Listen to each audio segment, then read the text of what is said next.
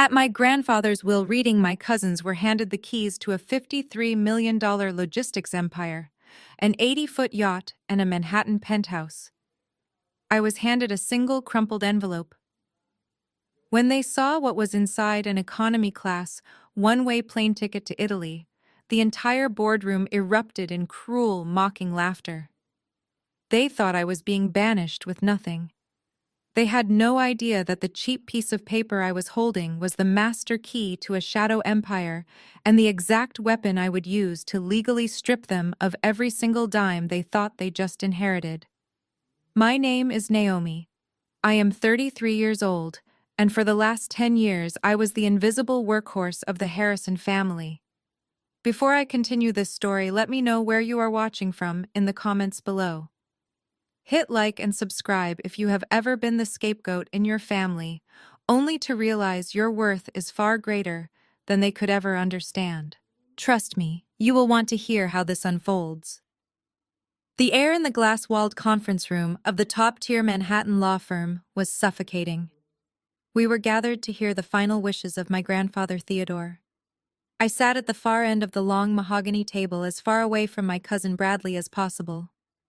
Bradley was 35, perfectly groomed, and completely incompetent. Sitting right next to him was his wife, Jasmine. Jasmine was a fiercely ambitious African-American woman who served as the chief financial officer for our family business. She was the real brains behind Bradley's arrogant facade, and she never missed an opportunity to remind me of my place.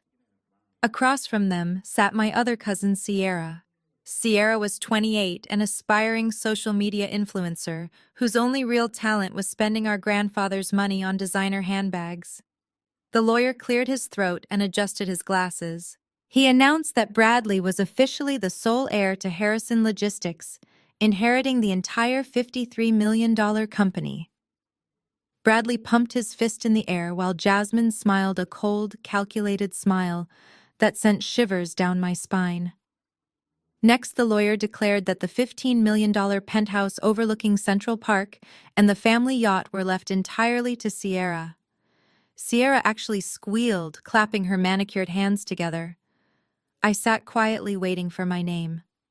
I had spent my entire adult life as a forensic accountant, cleaning up Bradley's sloppy financial mistakes, working 80-hour weeks, just to keep the company afloat while he took all the credit.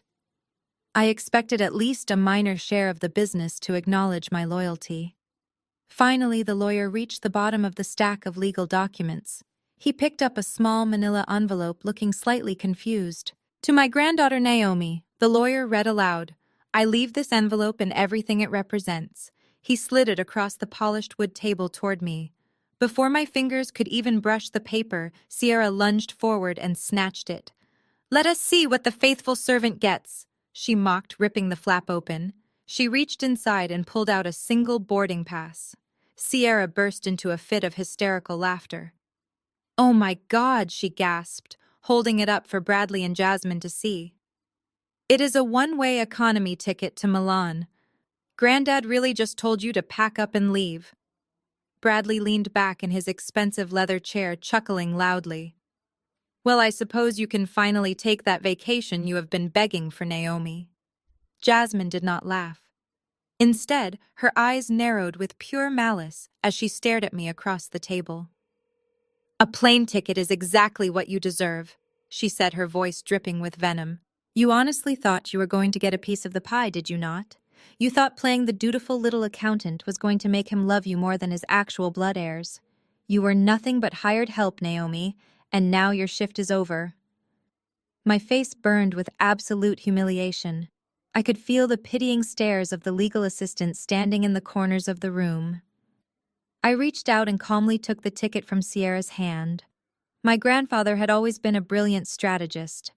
He built his empire from nothing, and he never did anything without a very specific reason.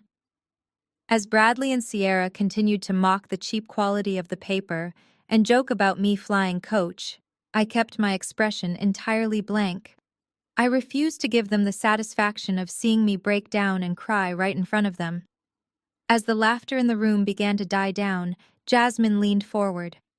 The heavy gold bracelets on her wrist clinked loudly against the polished wood. She did not share in the childish giggling of her husband or Sierra. Jasmine was a predator who had finally cornered her prey. She reached into her expensive designer briefcase and pulled out a thick red folder, sliding it deliberately across the long table until it stopped right in front of my hands. "What is this?" I asked, keeping my voice perfectly level. Jasmine folded her hands together. "That is your official termination notice," she stated coldly. "Effective immediately. As the Chief Financial Officer of Harrison Logistics, I am formally relieving you of your duties as lead forensic accountant. You have exactly 0 days of severance per the new company policies I drafted this morning." Bradley stopped chuckling and sat up straight, puffing out his chest to look like a real CEO. "That is right, Naomi," he added, trying to sound authoritative. "We are restructuring the company. We need forward thinkers, not glorified bookkeepers who obsess over every little expense report and try to police my corporate spending." Jasmine shot Bradley a look that immediately silenced him. She was the one truly in charge, and everyone in the room knew it. "Let us be brutally honest for once," Naomi Jasmine said, her dark eyes locking onto mine with absolute disdain. "Theodore only kept you on the payroll for the last decade to babysit Bradley. The old man knew Bradley had a habit of making careless financial investments. You were just the janitor hired to clean up his messes and keep the federal auditors off our backs. But Theodore is gone now. The training wheels are off. And quite frankly, I do not need a pathetic jealous cousin lurking in the accounting department scrutinizing my ledgers. The trash is finally being taken out." The sheer audacity of her words hung heavily in the air. The senior lawyer at the head of the table awkwardly shuffled his legal papers, looking down at his shoes, clearly uncomfortable, but unwilling to intervene against the new billionaire owners. Sierra was busy recording the exchange on her phone, likely planning to post my humiliation to her private circle of wealthy friends. I looked down at the red folder. Inside were the standard exit forms, completely stripped of the benefits packages and stock options I had built for the company over my 10-year tenure. They were cutting me off entirely, leaving me with nothing to show for a decade of relentless loyalty. Jasmine stood up from her chair, her tall frame dominating the space. "I want your corporate laptop," she demanded, holding out her manicured hand. "I want your security badge, your company-issued smartphone, and the keys to the executive parking garage. You have no further access to the company servers or the building. If you try to log into any of our systems, I will personally have you arrested for corporate espionage and ensure you never work in finance again. Do you understand me?" I slowly unzipped my leather work bag. I could have screamed. I could have thrown the heavy brass paperweight sitting on the table straight at her smug face. I had sacrificed my entire 20s for this company. I had caught vendor fraud that saved them millions of dollars. I had worked through holidays and weekends while Bradley was out partying on yachts and Jasmine was flying to exclusive resorts. But the cold, hard numbers on the back of my plane ticket were burning a hole in my pocket. I knew something they did not. I knew that Jasmine's precious ledgers were about to become completely irrelevant. I pulled out the sleek silver laptop and placed it on the table. I placed my phone right on top of it, followed by my plastic security badge. "You are making a massive mistake, Jasmine," I said softly, my voice steady. "You have no idea how this company actually operates beneath the surface." Jasmine's lips curled into a nasty sneer. "Oh, please spare me the cryptic warnings. I am the CFO. I know every single dollar that flows in and out of Harrison Logistics. You are just bitter because you finally realize you mean absolutely nothing to this family. You never did." Bradley stood up, buttoning his custom-tailored suit jacket. "Do not drag this out, Naomi," he sighed, acting as if I was the one making an unreasonable scene. "Just take your little plane ticket and go find a new life. Maybe you can audit a pizza shop in Rome." Sierra giggled again, finally putting her phone away. I stood up from my chair, smoothing the front of my skirt. I looked at the three of them, memorizing the arrogant expressions on their faces. I wanted to remember exactly how they looked in this moment of absolute triumph, so I could savor the incredible contrast when I ripped their entire world away. I turned my back on them and walked toward the heavy glass doors of the conference room, but before I could even push the door open to make my exit, Bradley called out my name one last time, proving his cruelty knew no bounds. "Not so fast," Naomi Bradley said.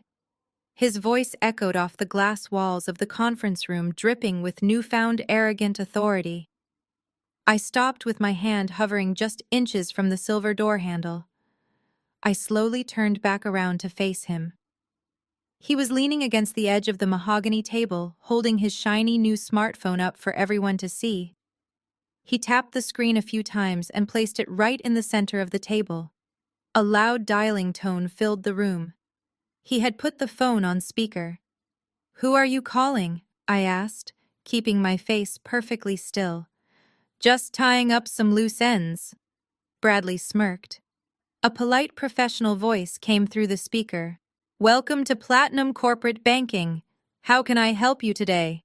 Bradley puffed out his chest and looked right at me. "Yes, this is Bradley Harrison. I am the new Chief Executive Officer of Harrison Logistics. I need to instantly freeze and cancel all corporate credit cards issued to Naomi. Terminate her expense accounts, her travel stipends, and her emergency funds. Flag any pending transactions as unauthorized."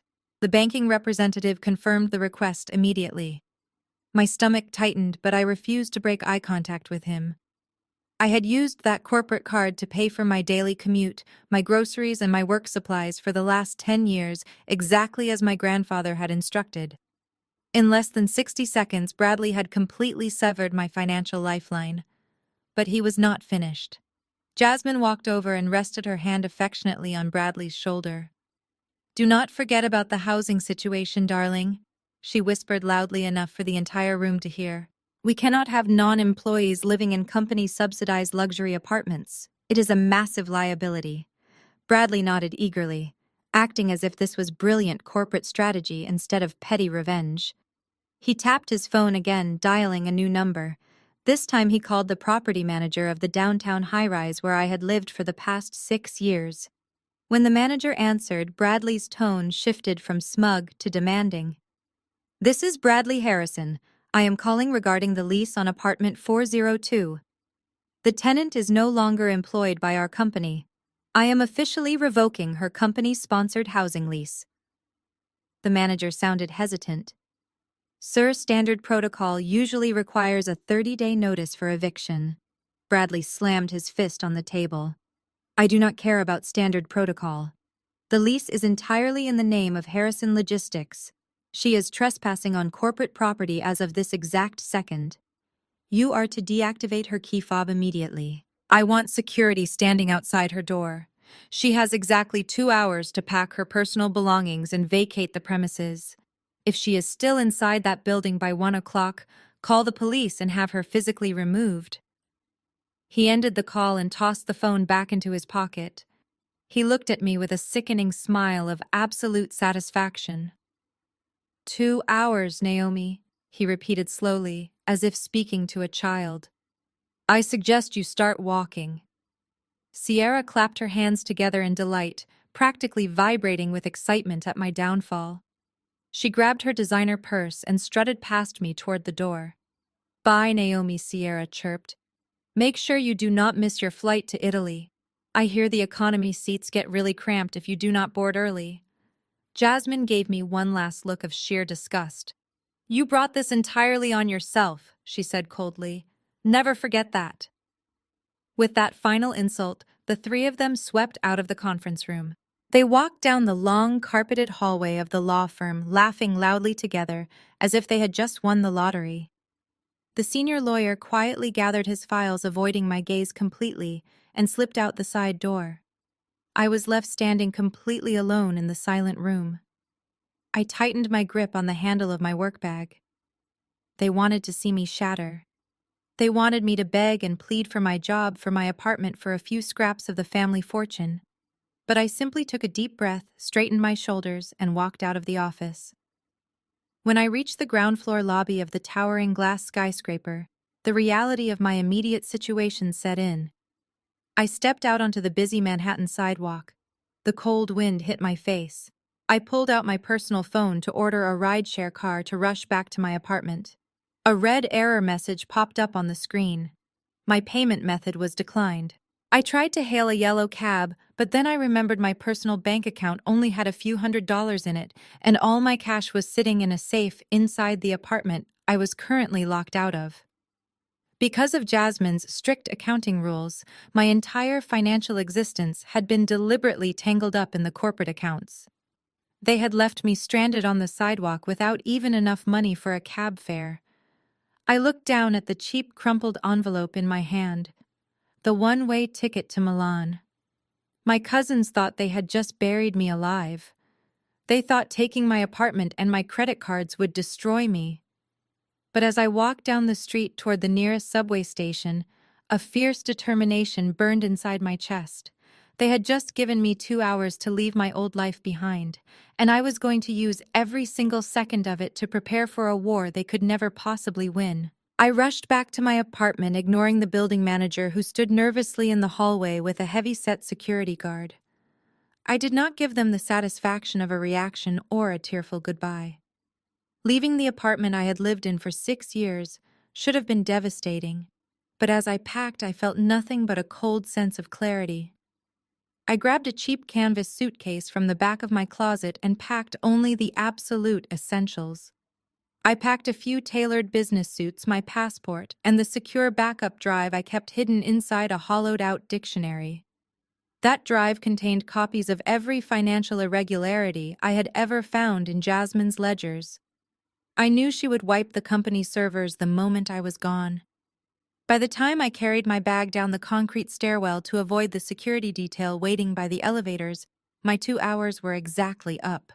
I walked 3 blocks in the biting wind to the nearest subway station, swiping a prepaid transit card I always kept for emergencies. The train car was crowded, swaying violently as it rattled down the tracks. It smelled of damp wool and stale coffee. It was a sharp contrast to the plush leather interiors of the black town cars I usually took to the corporate office, but I did not care. My mind was already moving 1,000 miles a minute, calculating my next moves. I arrived at JFK International Airport with hours to spare before my scheduled departure. The international terminal was a chaotic sea of frustrated travelers, crying children, and blaring overhead announcements. Because Bradley had canceled my corporate travel privileges, I had to bypass the quiet, exclusive airline lounges I used to frequent.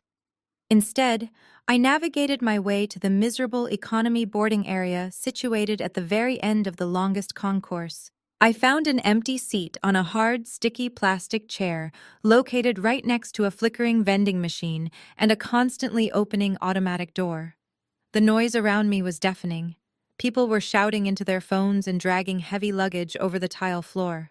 But I forced myself to tune all of it out. I needed complete focus. I reached into the deep pocket of my wool coat and pulled out the crumpled manila envelope containing my supposed inheritance. I slid the single-paper boarding pass out of the envelope. Sierra had wrinkled it terribly when she snatched it from the lawyer at the table. I placed the ticket on my lap and carefully smoothed out the deep creases using the palm of my hand. The destination clearly read Milan Malpensa Airport. The seat assignment was a basic economy middle seat located in the very last row of the airplane, right next to the lavatories. On the surface, it felt like the ultimate final insult from the grave, a cheap dismissal to get me out of the way. But I knew my grandfather Theodore better than anyone else in the family. He never wasted money on pointless gestures. Every action he took had a calculated purpose. As I stared at the printed ink on the boarding pass, a slight indentation in the paper caught my eye. I turned the ticket over. There, on the blank white back of the cardstock, faintly pressed into the surface with a blue ballpoint pen, were several lines of handwritten characters. I held the ticket up toward the harsh fluorescent light of the terminal ceiling to see it more clearly. The handwriting was incredibly shaky, clearly written during his final days in the hospital, but the strokes were still precise. It was undeniably my grandfather's handwriting. I instantly recognized the sharp, angled slant of his sevens and the distinctly closed loops of his eights. I had audited thousands of his personal documents over the years. My heart began to pound heavily against my ribs. This was not a random sequence of numbers or a meaningless farewell note. As a forensic accountant, I spent my entire adult life looking for hidden patterns, disguised assets, and encrypted financial data. I analyzed the strings of text. I quickly recognized the specific formatting. The first line was a masked IP address pointing to a secure private server. The second line was a complex 12-digit alphanumeric sequence that perfectly matched the architecture of a high-security European vault code. Theodore had not left me a simple plane ticket to get rid of me. He had deliberately left me a coded map. It was a brilliant financial puzzle designed specifically for the only person in the entire family who actually knew how to read the numbers. Bradley and Jasmine thought they had just inherited the keys to the empire. But looking at these hidden codes, a chilling realization washed over me. They had only inherited a hollow storefront. I unzipped my canvas bag, pulled out my personal laptop connected to the airport wireless network, and prepared to unlock the truth. The long flight across the Atlantic felt like it lasted only a few minutes.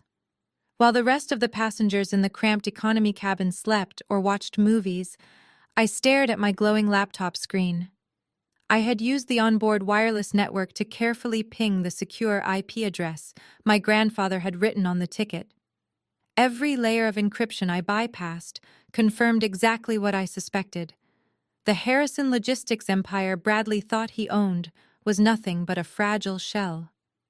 By the time the plane touched down on the tarmac at Charles de Gaulle Airport in Paris, for my layover, my entire perspective had shifted. I was no longer the discarded cousin. I was the architect of their impending ruin. I walked through the busy terminal in Paris, the morning light streaming through the massive glass windows. I found a quiet corner near my connecting gate to Milan and sat down. I pulled out my phone to check my emails, but the moment the device connected to the airport network, a notification popped up on the screen. It was a video message sent directly from Jasmine's number. The thumbnail showed Jasmine and Sierra standing inside my living room back in New York. My stomach twisted into a tight knot. I tapped the screen to play the video. The footage was shaky at first, accompanied by the sound of Sierra's high-pitched giggling. "Look who decided to do a little redecorating," Sierra said from behind the camera. The frame steadied, focusing on Jasmine. She was wearing her expensive designer coat, standing right in the middle of my apartment. Spread out across my dining table were the few personal belongings I had not been able to pack in my 2-hour window. More specifically, they had found the cedar chest I kept at the bottom of my closet. That chest contained the only things I had left of my late mother. Jasmine reached her hand into the box and pulled out a delicate hand-knit blanket my mother had made for me when I was a child. Jasmine held it up with a look of absolute disgust. "Honestly, Naomi," Jasmine said into the camera, her voice echoing in the empty apartment, "I knew you were pathetic, but hoarding this literal garbage is a new low. We are doing you a massive favor by cleaning this place up. It smells like cheap perfume and desperation in here." On the video, Jasmine casually tossed the handmade blanket into a heavy-duty black trash bag sitting on the floor. Sierra laughed loudly off camera. Next, Jasmine reached onto the table and picked up a small wooden music box. It was a cheap little thing, but my mother used to play it for me every night before she passed away. Jasmine held it up to the lens. "You know we were going to donate this junk to charity," Jasmine sneered, "but I do not think even the homeless would want it." With a flick of her wrist, Jasmine dropped the music box right into the trash bag. The distinct sound of the wooden box cracking against the hard floor echoed through the phone speaker. My breath hitched in my throat. My fingers gripped the edges of my phone so tightly, my knuckles turned completely white. Jasmine leaned closer to the camera, her dark eyes staring straight into the lens with chilling intensity. "Consider this your final eviction notice, Naomi. Your apartment is gone. Your job is gone. Your little memory box is going straight to the city dump. There is absolutely nothing left for you in America. Do us all a favor and stay in whatever cheap European hostel you are currently crying in. Do not bother coming back." The video ended abruptly, freezing on Jasmine's smug, triumphant smile. For a long moment, I just sat there in the bustling Paris airport. The noise of the terminal faded away entirely. A normal person might have broken down in tears. A normal person might have called them screaming and begging them to stop destroying the only precious memories they had left. But I did not cry. The sadness and the shock that had been weighing heavily on my chest instantly evaporated. It was entirely replaced by a cold, calculating rage. They had not just crossed a line, they had obliterated it. Jasmine and Sierra thought they were breaking my spirit by trashing my mother's belongings. They thought they were asserting their ultimate dominance. But all they had really done was sever the very last thread of familial obligation tying me to the Harrison name. Any lingering guilt I might have felt about destroying my own flesh and blood vanished into thin air. I slipped my phone back into my pocket. My face felt completely numb, but my mind was sharper than it had ever been. I did not need to cry over a broken music box because I was about to break their entire reality. I unzipped my canvas bag and pulled my silver laptop out once again. I set it firmly on my lap and opened the lid. It was time to stop running and start fighting back. And I knew exactly where to hit them first. I stared at the bright screen of my laptop, my fingers hovering over the keyboard. Jasmine had made a massive tactical error when she demanded my corporate devices and deactivated my main security badge. She honestly believed that cutting off my front door access meant I was entirely locked out of the Harrison Logistics financial mainframe. But as the lead forensic accountant for a decade, I was the one who built the digital architecture of that mainframe. I knew every single vulnerability. More importantly, I knew exactly how careless Jasmine was as a chief financial officer. She cared more about her designer wardrobe and luxury vacations than proper corporate bookkeeping. For years, I had quietly watched Jasmine combine our primary vendor payments, employee payroll, and federal tax reserves into one massive, bloated operational escrow account. It was a blatant violation of basic accounting principles. She did this deliberately because mixing the funds made it incredibly easy for her to skim money off the top for her personal expenses without Bradley ever noticing. That specific account currently held over $4 million. It was the absolute beating heart of the logistics company. Without that escrow account, our fleet of freight trucks would not get fuel, our warehouses would lose their electrical power, and hundreds of hardworking employees would not receive their weekly paychecks. I opened a secure encrypted browser window. I did not need to hack into the system illegally like some cybercriminal. I simply accessed a routine federal compliance portal that I had personally established 5 years ago to protect the company from severe IRS penalties. I had designed a hidden fail-safe, a backdoor contingency protocol that could be triggered remotely in the event of a catastrophic accounting failure. Jasmine was far too arrogant to ever read the technical manuals I wrote, so she had absolutely no idea this administrative portal even existed. I typed in a long string of override commands bypassing the newly changed corporate passwords with a master encryption key I had memorized months ago. The main financial ledger of Harrison Logistics loaded onto my screen in crisp black and white text. I navigated straight to the $4 million operational account. My hands did not shake at all. I felt absolutely no guilt or hesitation. They had thrown my mother's precious memories into a garbage bag while laughing about it.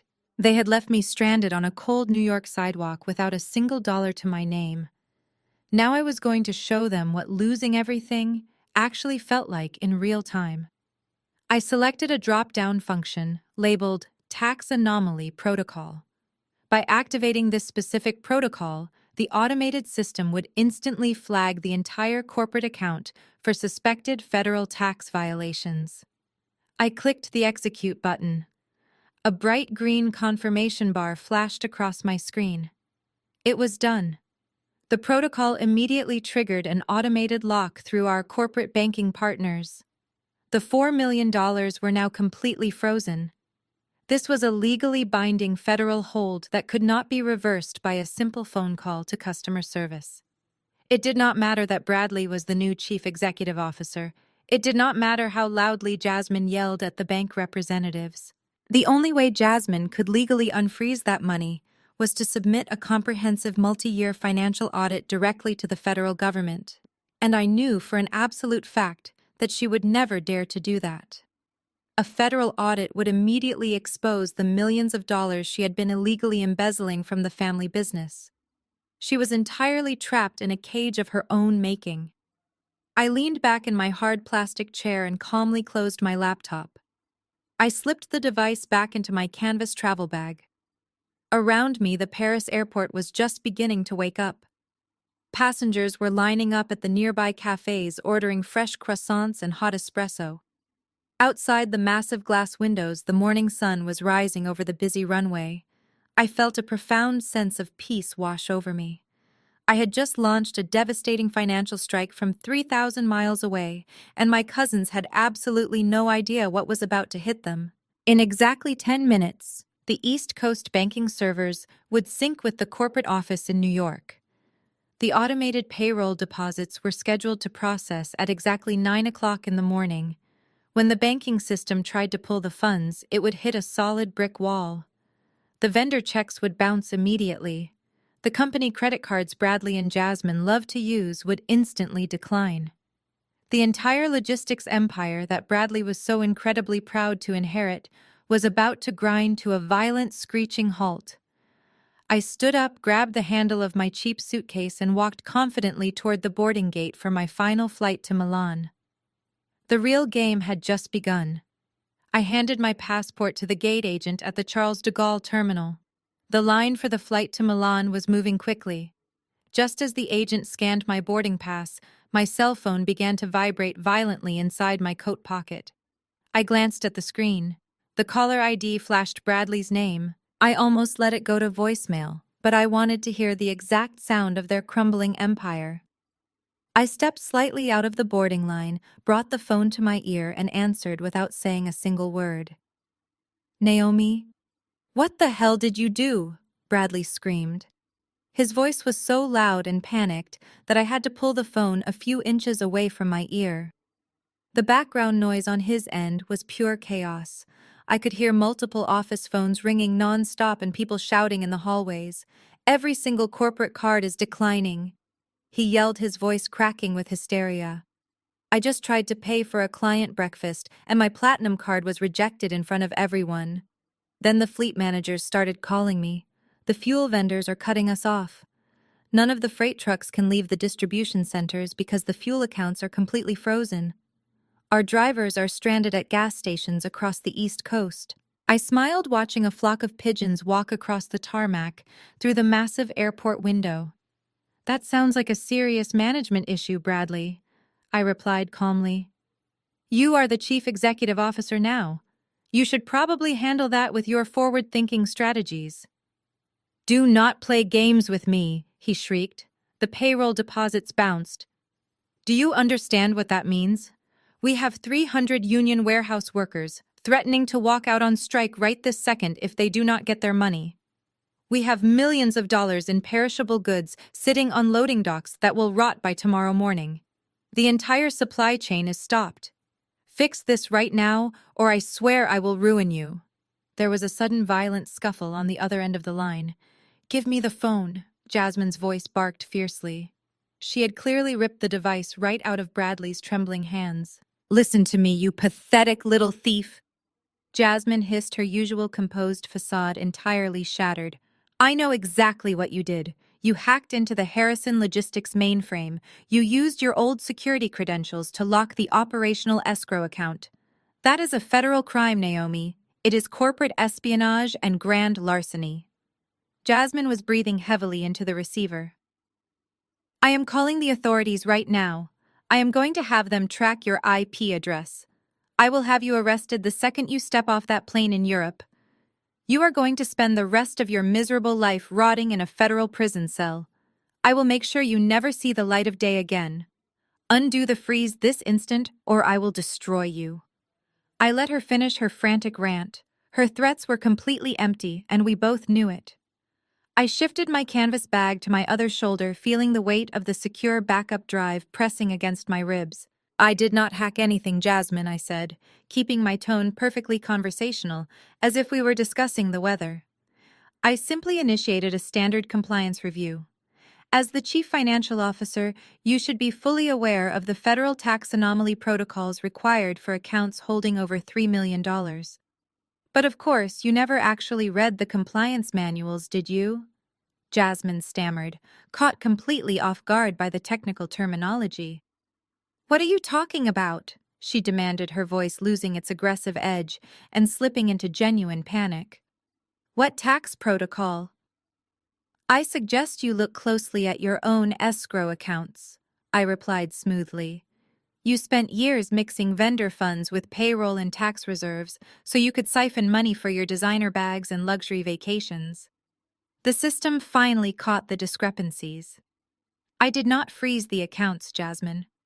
The federal banking regulations did, and the only way to unlock them is to submit a full, transparent audit of your personal spending to the government. Check your own ledger, Jasmine. Sloppy bookkeeping always catches up to you." Before she could scream another word, I pulled the phone away from my ear and pressed the end call button. I did not just hang up. I held down the power button and watched the screen go completely black as the device shut down entirely. I slipped the dead phone deep into my pocket. They were completely cut off. I walked back to the boarding podium. The gate agent smiled and handed my passport back to me. "Have a wonderful flight to Milan," she said politely. "Thank you," I replied, my voice light and genuinely happy for the first time in years. "I am sure I will." I walked down the jet bridge and boarded the aircraft, leaving my toxic family to drown in the absolute financial disaster they had created for themselves.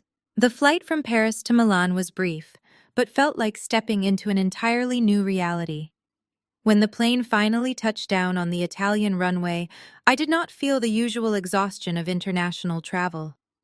Instead, my veins were pumping with pure adrenaline. I gathered my cheap canvas bag from the overhead bin and joined the flow of passengers disembarking the aircraft. I navigated through the sleek, modern corridors of Milan Malpensa Airport, following the bright signs for the main exit. I had no hotel booked and no concrete plan for where to go next. All I had was the decrypted IP address and the vault code saved securely on my laptop. I figured I would find a quiet cafe, order a strong espresso, and start tracing the digital footprint of the holding company my grandfather had hidden over here. I walked through the sliding glass doors of the customs terminal and stepped out into the crisp Italian air. I pulled my coat tighter around my shoulders and looked around for the standard taxi line. I expected to wait in a long queue of tired tourists to catch a ride into the city center. But as I scanned the busy curb, the taxi line was entirely blocked off by airport security. Sitting idling in the designated VIP loading zone was a convoy of 4 massive matte black Mercedes G-Class SUVs. Their windows were heavily tinted, and they looked like they belonged to a foreign head of state or a high-level diplomatic escort. I tried to walk past them to find a regular cab, assuming some famous celebrity was about to exit the terminal behind me. But as I walked closer, a man stepped out from the lead vehicle and stood directly in my path. He was impeccably dressed in a sharp-tailored charcoal suit that screamed expensive Italian craftsmanship. He had dark hair, an authoritative posture, and a calm, calculating expression that immediately reminded me of the high-powered corporate fixers my grandfather used to employ back in New York. He was holding a sleek digital tablet against his chest. As I approached, he turned the screen toward me. Displayed in bold, elegant lettering was my full name: Naomi Harrison. I stopped dead in my tracks. The cheap canvas bag slipped slightly in my grip. For a split second, a wave of panic washed over me. Did Jasmine actually call the authorities? Was this some sort of international corporate security team sent to detain me? I tightened my grip on my bag, ready to defend myself, but the man did not reach for handcuffs or a radio. Instead, his expression softened into a look of absolute respect. He gave a sharp nod to the security guards standing nearby, and they immediately stepped back, creating a clear, secure path just for me. The man walked toward me and offered a deep, formal bow. He reached out and gently took the heavy canvas bag from my hand, handling my cheap luggage as if it were filled with solid gold. He gestured gracefully toward the open door of the second armored SUV in the convoy. The interior was lined with cream-colored leather and polished wood trim. I stood frozen on the sidewalk. "Who are you?" I asked, my voice barely above a whisper. "How did you know I was on that flight?" The man offered a polite, reassuring smile. "My name is Matteo," he said smoothly, his voice carrying a rich Italian accent. "Your grandfather Theodore planned every single detail of this transition many months ago. We have been monitoring your travel itinerary since the moment your ticket was scanned at the departure gate in America. We wanted to ensure your safe arrival." I looked at the 4 armored vehicles and the team of security personnel surrounding us. "This is a lot of security for a fired accountant," I said, still trying to process the sheer scale of what was happening. Matteo shook his head slowly. He placed a hand on the open door of the SUV and looked me directly in the eyes. His next words completely shifted the axis of my entire world. "You are not a fired accountant," Signorina Matteo said, his tone ringing with absolute authority. "Welcome to Italy. The European Board of Directors is currently waiting for you at the private estate. They are ready for the sole 100% shareholder to sign the foreclosure orders on the Harrison family American assets." My breath caught in my throat. 100% shareholder. Foreclosure orders. My grandfather's puzzle was not just a map to a hidden bank account. It was the deed to the entire kingdom. The $53 million company Bradley thought he owned was nothing but a pawn on a much larger chessboard. And my grandfather had just crowned me the queen. I looked at Matteo, feeling a slow, victorious smile spread across my face. I stepped up into the back of the armored Mercedes, ready to claim my empire. The heavy door shut behind me, with a solid thud, sealing me inside a world of unimaginable power. The convoy instantly sped away from the airport, leaving my old life entirely in the dust. The armored SUV glided smoothly through the bustling streets of Milan before merging onto a quiet highway leading out of the city. I sat in the plush leather seat, watching the urban landscape fade into rolling green hills and distant mountains. We drove for nearly an hour before turning onto a private winding road, heavily guarded by tall iron gates. The gates swung open automatically, and the convoy proceeded up a steep incline. At the top of the hill sat an incredible ultra-modern private estate. It was a masterpiece of glass, steel, and dark stone, completely secluded from the outside world. Matteo opened my door the moment the vehicle came to a halt. He guided me through the massive glass entrance of the estate and down a wide, sunlit corridor. We entered a vast conference room that made the Manhattan law office look like a broom closet. A massive marble table sat in the center of the room. Standing around it was a team of 5 elite European corporate lawyers, all dressed in immaculate suits. As I walked in, they all fell silent and stood at attention. The lead attorney, a distinguished older man with silver hair, stepped forward and extended his hand. "Welcome, Miss Harrison," he said warmly. "My name is Vincenzo. Your grandfather spoke of you often, and with the highest regard. Please take a seat at the head of the table." I sat down in the heavy leather chair. Vincenzo tapped a button on a remote control, and the floor-to-ceiling windows automatically darkened. A large, digital screen illuminated the wall behind him. Displayed on the screen was a massive, complex corporate organizational chart. At the very bottom of the chart, inside a small red box, was Harrison Logistics. Your grandfather Theodore was a visionary. Vincenzo began pacing slowly around the marble table. But more importantly, he was a realist. He knew exactly who Bradley was. He knew that if he handed Bradley the true keys to the empire, the boy would bankrupt the family within a decade through pure incompetence and reckless spending. Theodore also knew about Jasmine's embezzlement. He had been quietly tracking her financial discrepancies for years. I leaned forward, my forensic accounting instincts immediately kicking in. Why did he not just fire her, I asked. Why let her steal? Because he needed a legally airtight trap, Vincenzo replied with a sharp smile. Theodore wanted to secure the legacy for the only person who actually possessed the intellect and the loyalty to manage it. You, Naomi. But he could not simply rewrite his American will to leave everything to you. Bradley and Jasmine would have tied the estate up in endless legal battles and probate courts for decades, bleeding the resources dry. So Theodore orchestrated a massive corporate restructuring in the shadows. Vincenzo pressed another button on the remote. The chart on the screen shifted. The small red box representing Harrison Logistics was suddenly overshadowed by a massive blue structure looming above it. Over the past 5 years, Vincenzo explained Theodore systematically transferred the true wealth of the business out of the United States. Harrison Logistics is nothing but an empty shell company. It has a payroll, some office furniture, and a lot of liabilities, but it does not own a single valuable asset. I stared at the screen, my mind racing as the pieces clicked into place. The truck fleet, I whispered, owned entirely by this Italian holding company, Vincenzo confirmed. Bradley simply leases the trucks from us at an exorbitant monthly rate. The intellectual property, the proprietary logistics software, you helped design the routing algorithms, even the physical land that the American distribution warehouses sit on. It is all owned by this European entity. Harrison Logistics pays rent to us for every square foot of concrete they use. Vincenzo reached into his briefcase and pulled out a thick leather-bound folio. He placed it gently on the table in front of me and opened it. Inside were documents filled with dense legal jargon and official government seals.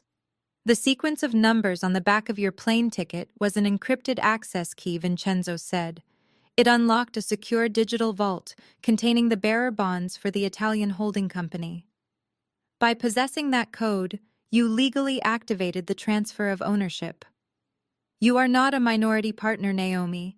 You are the sole 100% shareholder of the master corporation. I looked down at the documents. My name was printed boldly across the top line as the chief executive officer and sole proprietor. Bradley thought he had inherited an empire. He thought he was the king of a $53 million logistics giant. But the reality was so much sweeter and infinitely more ruthless. Bradley was nothing more than a middle manager running a hollow storefront, and he was currently operating on my property. Every time Jasmine sneered at me for being a lowly employee, she was actually insulting her ultimate landlord. Every dollar Bradley bragged about earning was actually a dollar he owed me in licensing fees and rent. My grandfather had not abandoned me. He had armed me with a financial nuclear weapon, and he had given me the exact coordinates to drop it. I traced my fingers over the embossed gold seal on the master deed. The reality of the situation was almost too massive to comprehend all at once. Vincenzo noticed my intense focus and nodded to one of the younger attorneys standing near the back of the room. The young man quickly stepped forward and placed a thick leather-bound ledger directly in front of me. If you would like to see the exact numbers, Miss Harrison, Vincenzo said, gesturing toward the heavy book, I highly recommend reviewing the accounts payable section. I opened the heavy cover of the ledger. The pages were filled with meticulously recorded transactions spanning the last 5 years. As a forensic accountant, looking at clean, perfectly organized ledgers was like reading poetry. But this was not just a record of expenses. It was a precise, calculated blueprint for absolute destruction. I ran my index finger down the columns of numbers. The figures were staggering. According to this, I murmured, my eyes scanning the totals. Harrison Logistics in America has not paid its intellectual property licensing fees to this holding company in over 4 years. Vincenzo smiled, a sharp, predatory look that suited a high-powered European lawyer perfectly. That is correct, he confirmed. Your grandfather instructed us to allow the invoices to accumulate indefinitely. He wanted the debt to grow so large that it could never possibly be repaid by the American branch. We legally deferred the payments, letting the interest compound quarter after quarter. Jasmine, acting as the chief financial officer, completely ignored the international payment notices. She was too busy embezzling from the domestic accounts to notice the massive liability building overseas. I flipped to the final summary page. The grand total printed at the bottom of the column made my heart skip a beat. $100 million. Bradley had just gleefully inherited a company that was $100 million in debt to the very cousin he had just thrown out onto the street. He did not own a $53 million empire. He owned a sinking ship anchored by a massive, unavoidable financial weight. The trap is entirely inescapable. Vincenzo continued, his voice echoing in the quiet glass-walled room. As the sole shareholder of the holding company, you have the absolute legal right to call in that debt immediately. And because Harrison Logistics does not have $100 million in liquid assets to pay you, you can initiate an aggressive corporate foreclosure. You can seize their warehouse equipment, freeze their domestic routing software, and repossess every single freight truck currently operating on American highways. I leaned back in the heavy leather chair, letting the sheer magnitude of my new power wash over me. Bradley and Jasmine thought they had ruined my life by canceling my corporate credit cards. Meanwhile, I was sitting in an Italian castle with the legal authority to repossess the very trucks they needed to keep their fragile business alive. But my grandfather had not stopped at Bradley's company. I looked up at Vincenzo, a sudden thought crossing my mind. What about the real estate? I asked. The lawyer who read the will in New York explicitly stated that my cousin Sierra inherited a $15 million penthouse overlooking Central Park. How does that factor into this holding company? Vincenzo chuckled softly and exchanged a knowing look with his legal team. Ah, yes, the famous Manhattan penthouse, he said. He tapped the digital screen behind him, bringing up a detailed property deed. The American lawyer was reading an outdated version of the will, exactly as Theodore instructed. That penthouse was transferred to the European holding company portfolio 3 years ago. It is officially registered as international corporate housing. I stared at the screen in absolute disbelief. You mean Sierra does not actually own it? I asked. She does not own a single brick of it, Vincenzo confirmed with a satisfied nod. She is completely legally classified as a non-essential guest residing in corporate property. You are the sole landlord. You could shut off her electricity, change her locks, and have her legally evicted from the premises by tomorrow morning, if you so desired. She is essentially a squatter living in your apartment. The irony was absolutely delicious. Just hours ago, Bradley had given me exactly 2 hours to vacate my modest apartment, and Sierra had laughed in my face while making jokes about me flying economy class. Jasmine had sent me a video of them throwing my late mother's cherished belongings into a garbage bag. They felt so powerful, so incredibly untouchable in their borrowed castles. I looked around the grand conference room at the team of brilliant lawyers waiting for my command. I reached into my bag and pulled out my favorite pen. I uncapped it slowly, feeling the smooth metal barrel between my fingers. I was no longer the quiet, obedient forensic accountant they could push around. I was the master of their financial universe, and I held the leash tightly in my hand. Prepare the foreclosure documents, I told Vincenzo, my voice ringing with absolute certainty. Let us show my cousins who really owns the legacy. While I was sitting in the serene, heavily guarded Italian estate preparing the legal paperwork to dismantle their lives, my cousins were throwing themselves a massive party in New York. Unaware of the financial guillotine hanging over their heads, Bradley and Jasmine had rented a grand ballroom at a luxury hotel. They invited 50 journalists and corporate photographers. A massive banner displayed the Harrison Logistics logo next to the emblem of a Silicon Valley tech giant. They hired a public relations team to ensure every major financial news network was broadcasting the event live. The sheer arrogance was completely breathtaking. We were oceans apart, but the massive digital screen in my Italian war room made it feel incredibly close today. Bradley stepped up to the podium wearing a custom-tailored suit that cost more than his warehouse employees made in a year. Jasmine stood beside him wearing a designer dress and a heavy diamond necklace I immediately recognized as an unauthorized purchase from the company expense account. They looked like the ultimate power couple. Flashbulbs erupted like a thunderstorm as Bradley soaked in the applause from the crowd of sycophants they had gathered. He adjusted the microphone and flashed a rehearsed smile to the cameras. It was completely sickening to watch them parade around with such unearned confidence while stealing from our family business every day. Today marks a monumental new chapter for Harrison Logistics. Bradley announced, his voice booming proudly. For decades, this company was stuck in the past, weighed down by outdated operational methods. But under my leadership as Chief Executive Officer, and with the brilliant financial strategies of my Chief Financial Officer and beautiful wife Jasmine, we have modernized this legacy. We have trimmed the unnecessary fat from our corporate structure to achieve maximum efficiency. That was his subtle, cruel jab at firing me. I watched the broadcast on the large screen in the Italian conference room, listening to his arrogant lies. He actually believed his own fabricated narrative, completely ignoring the fact that I built their entire infrastructure. We are incredibly proud to announce, Bradley continued, his chest puffed out, that Harrison Logistics has officially agreed to be acquired by Horizon Tech Innovations for a staggering $80 million. The crowd broke into loud applause. Jasmine leaned into the microphone, her hand resting affectionately on Bradley's arm. We have always known the true value of our logistics network, Jasmine told the reporters, her tone dripping with false humility. It took real vision to position us for this buyout. We are thrilled to pass the torch to Horizon Tech and take our early retirement to travel. Hearing the massive $80 million figure echo through the room sent a shockwave of absolute fury through me. Right at that exact moment, my cell phone buzzed loudly on the polished Italian marble table. It was a direct text message from Jasmine. Even while standing on stage in front of flashing cameras, she could not resist twisting the knife one last time. She sent me a link to the press conference live stream. Below the link was a short, highly malicious message. Hope you are enjoying your cheap European vacation, Naomi.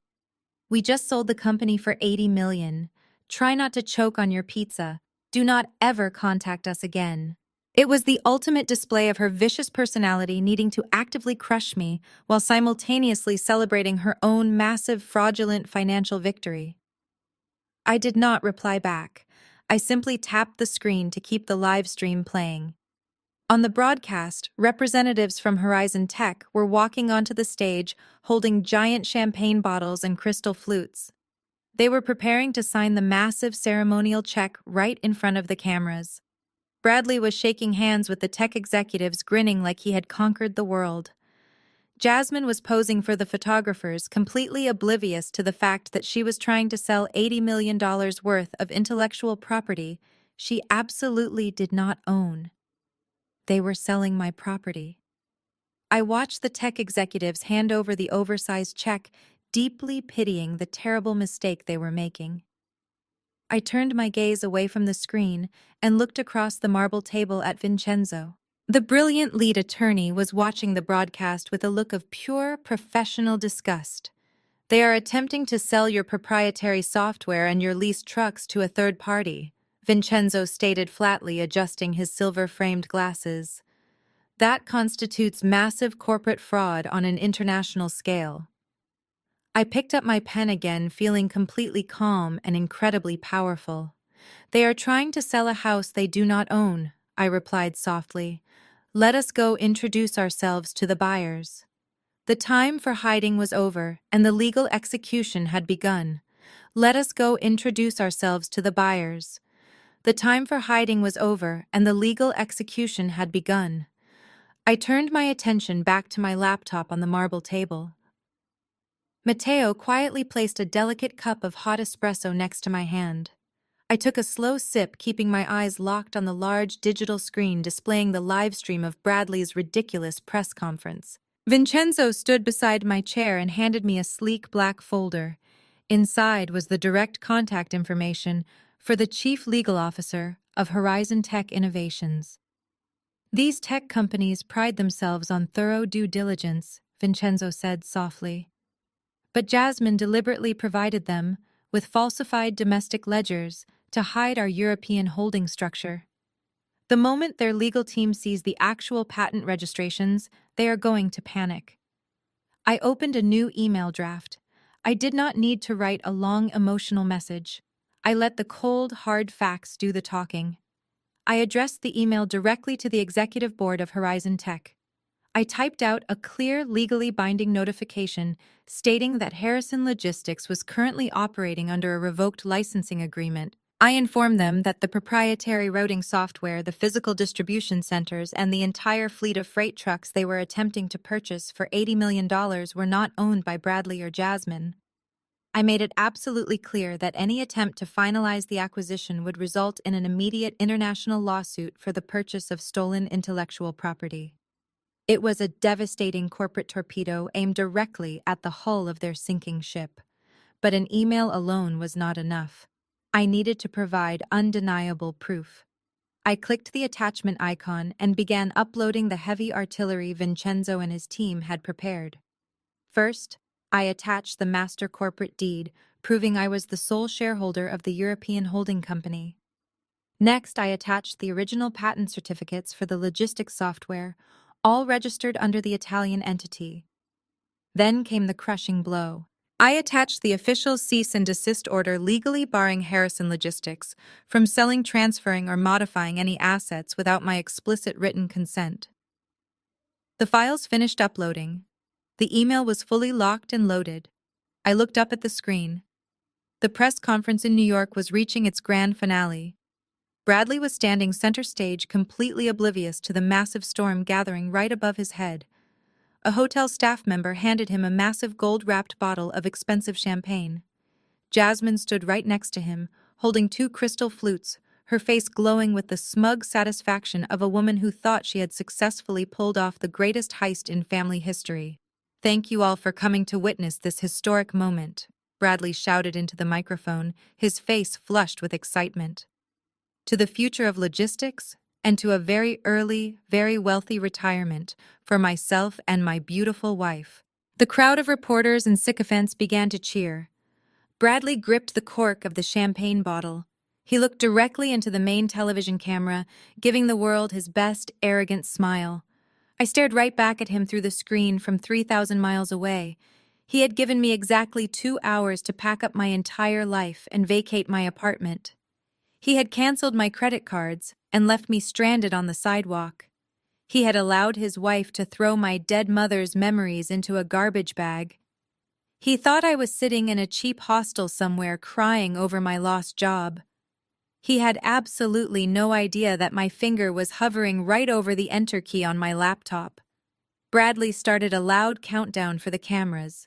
3, 2, 1. He aggressively popped the cork. The loud pop echoed through the speakers in the Italian conference room. Champagne sprayed into the air, raining down on the stage as the crowd erupted into applause. Jasmine laughed joyously, holding her crystal glass out to catch the expensive wine. At that exact second, I pressed the enter key. The email vanished from my screen. It shot through cyberspace, carrying the absolute destruction of their $80 million dream. I sat back in my plush leather chair, took another calm sip of my espresso, and waited for the bomb to detonate. I knew that the executives from Horizon Tech were standing on that very stage with their corporate smartphones in their tailored pockets. It would only take a few moments for their legal department to receive the message, review the devastating attachments, and make the frantic phone call. The champagne was flowing in New York, but the real victory was quietly being savored in Milan. On the massive digital screen in front of me, the celebration was reaching its absolute peak. Bradley was holding his crystal flute high in the air, soaking up the flashing lights of the press cameras. The chief executive officer of Horizon Tech Innovations stood to his right, smiling broadly for the media. But then, the tech executive's smartphone buzzed visibly inside his tailored jacket pocket. He pulled it out. I watched closely as he read the notification on his screen. His confident smile vanished. He stepped back from the podium and answered the phone, pressing it to his ear. He listened intently for only a few moments. All the color rapidly drained from his face, leaving him pale. He shot a glaring, furious look directly at Bradley and Jasmine. He signaled his team to gather around. They huddled together near the edge of the stage, whispering frantically, while Bradley continued to toast to the cameras, completely oblivious to the sudden shift. Jasmine, however, noticed. Her sharp eyes darted toward the tech executives, her smile faltering slightly as she sensed the sudden change in their body language. The tech executive broke away from his team and marched straight back to the center of the stage. He did not care that the cameras were rolling or that it was a live national broadcast. He grabbed the microphone right out of Bradley's hand.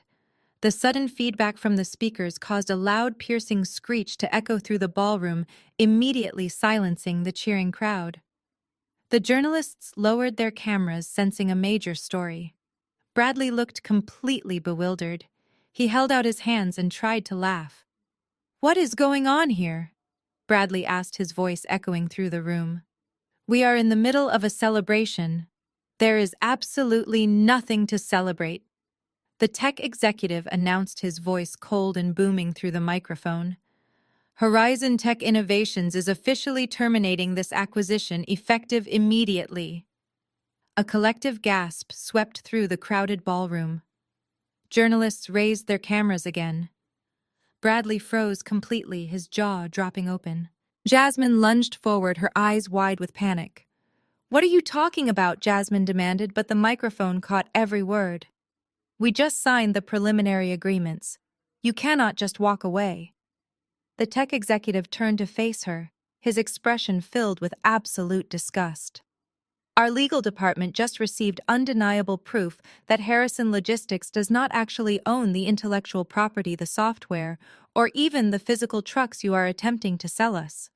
You deliberately falsified your ownership records. This is massive corporate fraud, and Horizon Tech will not be a party to your criminal activities. Our legal team will be contacting federal authorities regarding your fraudulent disclosures." The ballroom erupted into absolute chaos. Reporters began shouting questions all at once, pushing toward the stage to get a better angle. Bradley looked like he was going to vomit. He stared blindly into the cameras. Jasmine frantically grabbed the tech executive's arm, begging him to step into a private room to discuss the misunderstanding, but he violently yanked his arm away from her grasp. He and his entire team stormed off the stage, leaving the ceremonial $80 million check sitting completely abandoned on the floor. But the absolute destruction was not even close to being finished.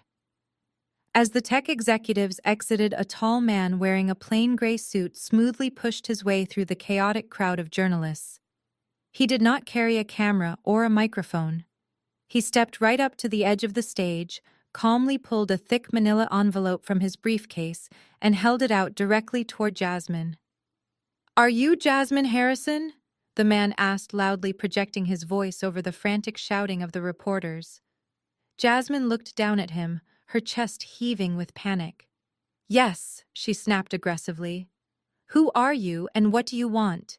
"You have been officially served," the man stated firmly, tossing the heavy envelope right at her feet before turning around and disappearing back into the crowd. Jasmine stared at the envelope as if it were a venomous snake. With trembling hands, she slowly bent down and picked it up. She ripped open the seal and pulled out the thick stack of legal documents. I watched the high-definition live feed with intense personal satisfaction as her dark eyes rapidly scanned the very first page. It was the lawsuit from my Italian holding company, demanding immediate payment for $10 million in overdue rent. Jasmine dropped the heavy stack of legal papers right onto the wooden stage floor. Her legs gave out completely, and she collapsed heavily into a nearby chair, burying her face in her hands, as the cameras documented her absolute downfall live for the entire world to see forever. The humiliating footage of Jasmine's collapse went viral before they even made it out of the hotel.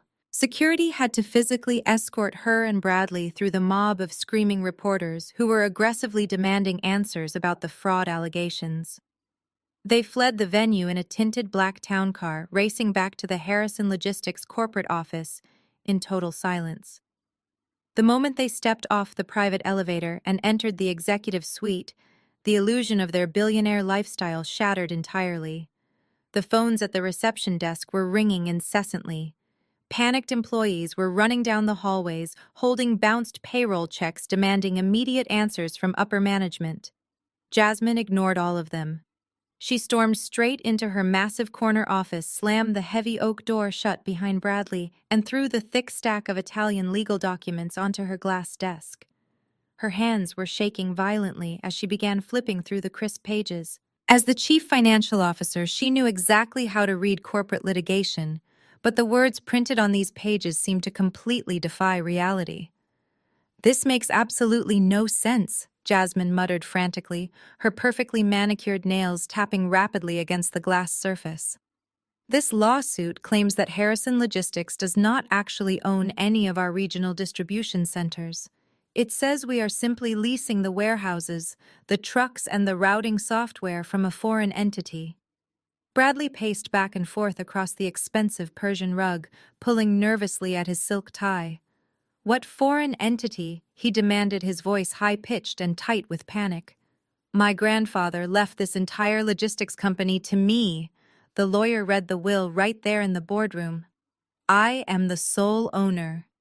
Jasmine slammed her hand down hard on the desk. "You own an empty shell, you absolute idiot!" she screamed, completely dropping her sophisticated facade. "Look at these international ledgers. Theodore transferred every single physical asset out of the United States 5 years ago. He created an airtight master holding company based in Milan. We do not own a single freight truck. We owe this Italian corporation $100 million in back rent and licensing fees. They hold all our strings, Bradley, and they just decided to cut them." Bradley stopped pacing immediately, his face turning the color of chalk. $100 million, he repeated slowly, the massive number completely short-circuiting his brain. "That is impossible. Who is running this holding company? Who authorized this massive lawsuit?" Jasmine frantically typed on her keyboard, desperately searching international corporate registries for a name. "It is protected by strict European privacy laws," she growled, her dark eyes scanning the bright monitor. "The registered owner is completely anonymous. It just lists an executive board of directors. Theodore must have set up a blind trust to manage the real assets. And we just triggered their legal defenses by trying to sell the company to Horizon Tech without their permission." Before Bradley could even process the magnitude of their debt, his cell phone began blaring from his suit pocket. He pulled it out and stared at the glowing screen. "It is Sierra," he said weakly. "Answer it," Jasmine snapped angrily. "Maybe she knows something about the lawyers." Bradley swiped the screen and put the call on speakerphone. Before he could even say hello, Sierra's hysterical sobbing filled the quiet office. "Bradley, you have to help me right now," she wailed, her voice echoing loudly off the glass walls. "I am sitting in the dark." "What are you talking about?" Bradley asked, running a trembling hand through his hair. "Did you blow a fuse in the penthouse?" "They cut everything off!" Sierra screamed, sounding unhinged. "The electricity is gone. The water is shut off.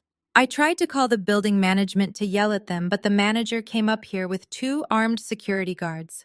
They told me I am not the legal owner of this luxury apartment. They said the real owners revoked my corporate guest status. They gave me an official eviction notice and told me I have to be out by tonight, or they are going to throw all my designer clothes straight into the street." Bradley stared at the phone in pure horror. "The penthouse too," he whispered. He looked up at Jasmine, his arrogant confidence completely destroyed. "They are taking everything. The company, the trucks, the real estate.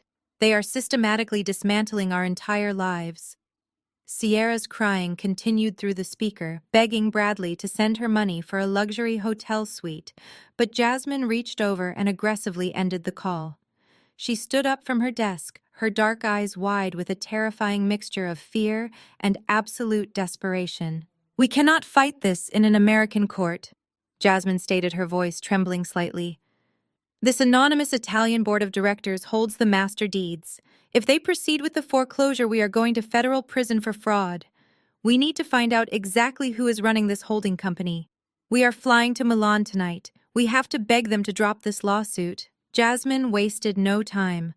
With the corporate credit cards completely frozen by my earlier tax anomaly protocol, she was forced to dig into her secret personal reserves.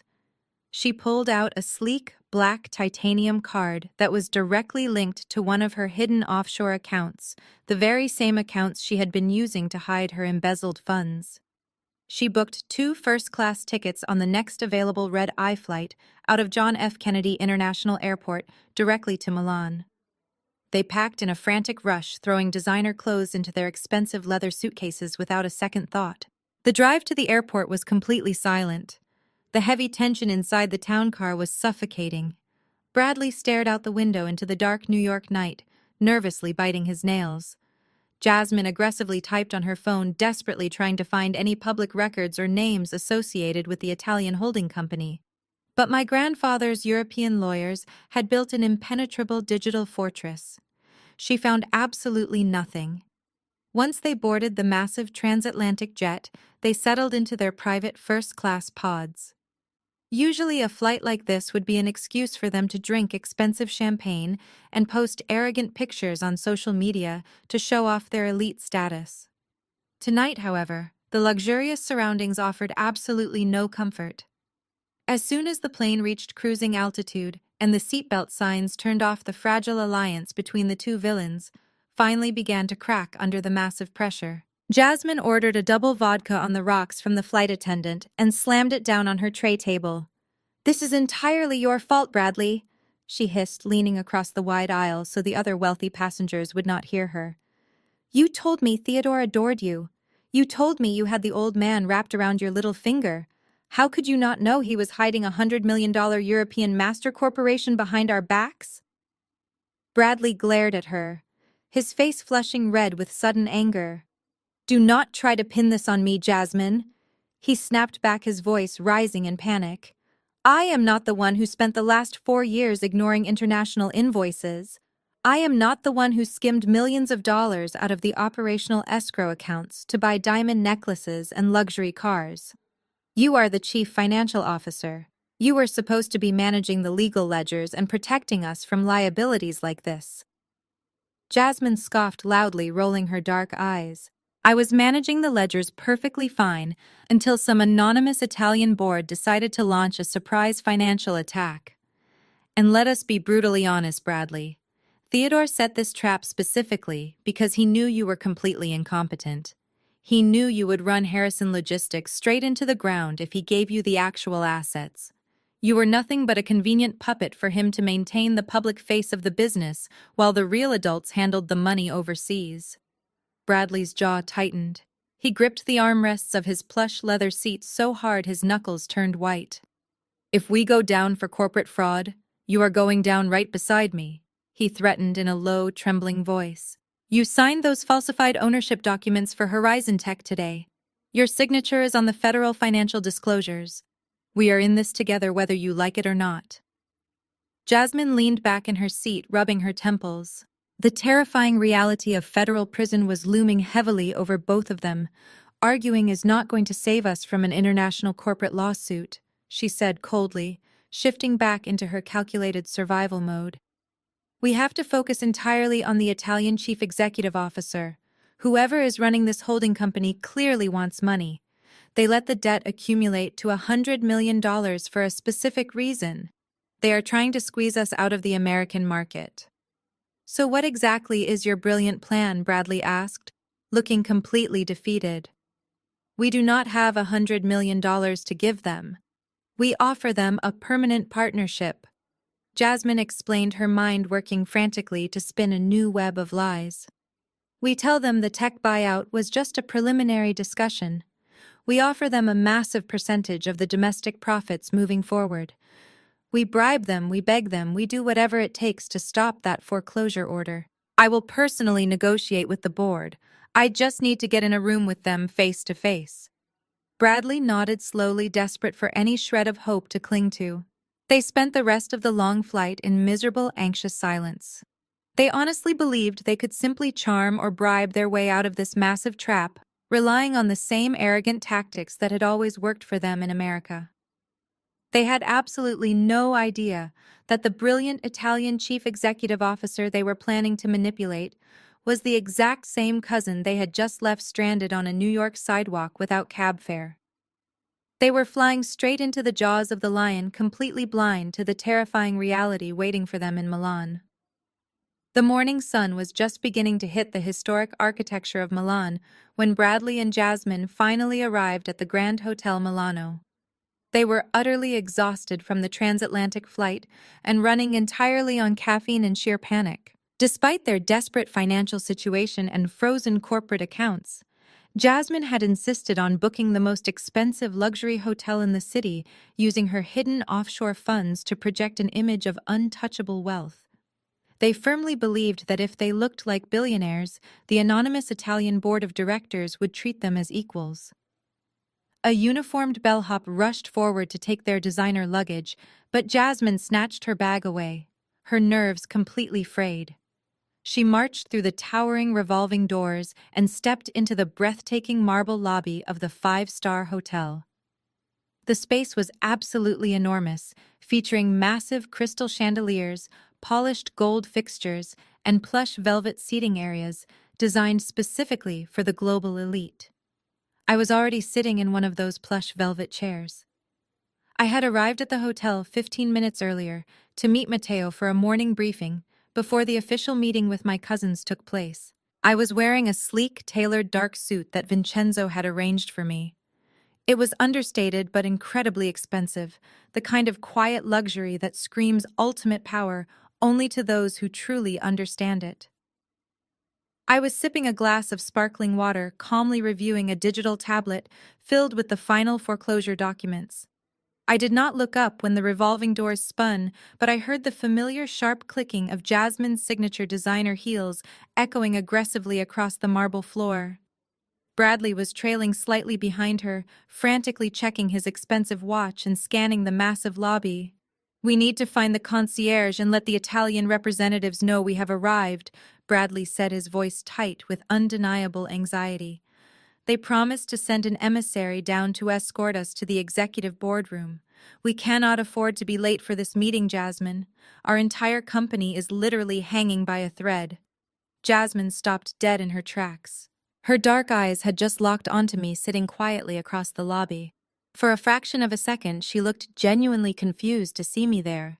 Then, the confusion rapidly morphed into a twisted, malicious smile. She completely ignored Bradley's frantic pacing and strutted directly toward my seating area like a predator spotting wounded prey. Bradley followed her gaze, his eyes widening in absolute shock as he recognized me. "Well, look what the cat dragged in." Jasmine sneered, her voice carrying loudly over the soft, classical music playing in the background. "What an absolutely pathetic coincidence." I slowly locked the screen of my tablet and placed it on the glass coffee table. I looked up at them, keeping my expression entirely neutral. Bradley and Jasmine looked terrible. Their designer clothes were deeply wrinkled from the long flight, and dark circles hung heavily under their eyes. The immense stress of the last 24 hours had completely stripped away their usual polished corporate glamour. They looked desperate. "What are you doing here?" Naomi Bradley demanded, crossing his arms defensively. "Did you actually follow us to Italy just to beg for your job back? Because I assure you we are currently dealing with actual corporate emergencies, not your petty little grievances."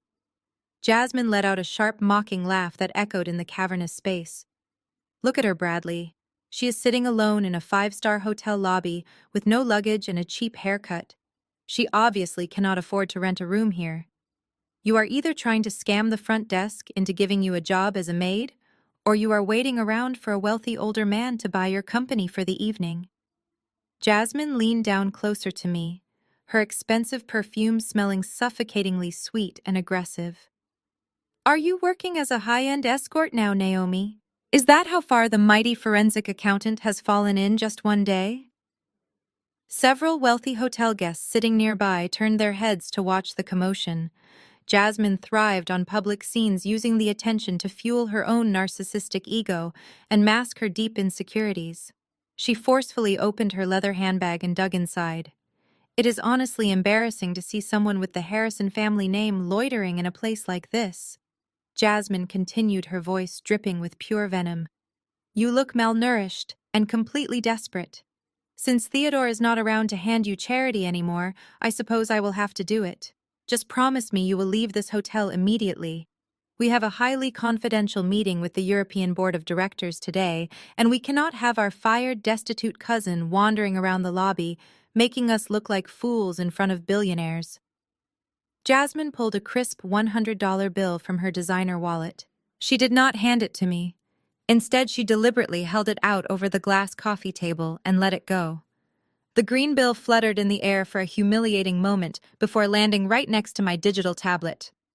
Buy yourself a decent meal, Naomi Jasmine commanded, standing back up and crossing her arms with a look of absolute triumph. And then take a bus straight to the airport and go back to whatever miserable hole you crawled out of. I watched the green bill flutter through the air and settle onto the polished glass table right next to my digital tablet. A few days ago, that incredibly arrogant gesture would have made my blood boil. It would have sent me running to the nearest bathroom to hide my tears of humiliation. It was exactly the kind of petty cruelty Jasmine relied on to maintain her dominance. But standing here now, armed with the ultimate truth and the legal authority to destroy her entire existence, the gesture was just incredibly pathetic. I did not flinch. I did not break eye contact. I did not even look down at the money. I slowly stood up from the plush velvet chair. I smoothed the front of my tailored dark suit jacket. This single piece of clothing cost more than Jasmine and Bradley's first-class plane tickets combined. I stepped deliberately forward, planting my expensive leather heel right next to the discarded $100 bill, completely ignoring its existence. I looked Jasmine slowly up and down, taking my time to silently evaluate her. I took in the messy state of her usually perfect hair, the slight tremor in her hands, and the desperate wild look in her dark eyes. The heavy designer perfume she wore could not mask the undeniable scent of pure panic radiating from her skin. The stress of the massive international lawsuit was already eating her alive. Keep the cash, Jasmine, I said. My voice was incredibly calm and steady, yet it cut through the ambient noise of the hotel lobby like a razor-sharp blade. You are going to need every single cent of it to buy generic brand makeup in federal prison. The smug, triumphant smile instantly vanished from Jasmine's face. Her jaw dropped slightly as the words registered. Bradley took a step back, his eyes darting nervously between us. What did you just say to me? Jasmine hissed, her voice trembling with a sudden surge of blind rage. Her hands clenched into tight fists at her sides. How dare you threaten me? You are nothing but a fired, useless accountant. You have absolutely no idea what kind of power we have. You have no idea who you are messing with. I smiled, a cold, empty smile that did not reach my eyes. Oh, I think I have a very clear picture of your power, Jasmine. Or rather, your complete lack of it. You are standing in a foreign country begging for a meeting to save a logistics company you do not even own. You are drowning in a $100 million debt, and you are trying to intimidate me with pocket change in a hotel lobby. It is honestly sad to watch you flail like this. Jasmine's face turned a deep, furious shade of red. The veins in her neck visibly bulged. She could not handle being spoken to this way, especially not by the cousin she had spent a decade treating like absolute garbage. Her fragile ego shattered completely. She lost her temper in the most spectacular way possible. She spun around and began waving her arms frantically, shouting at the top of her lungs. Security! Security! I need assistance over here immediately! Help me right now! The loud shouting echoed off the marble walls and bounced off the massive crystal chandeliers.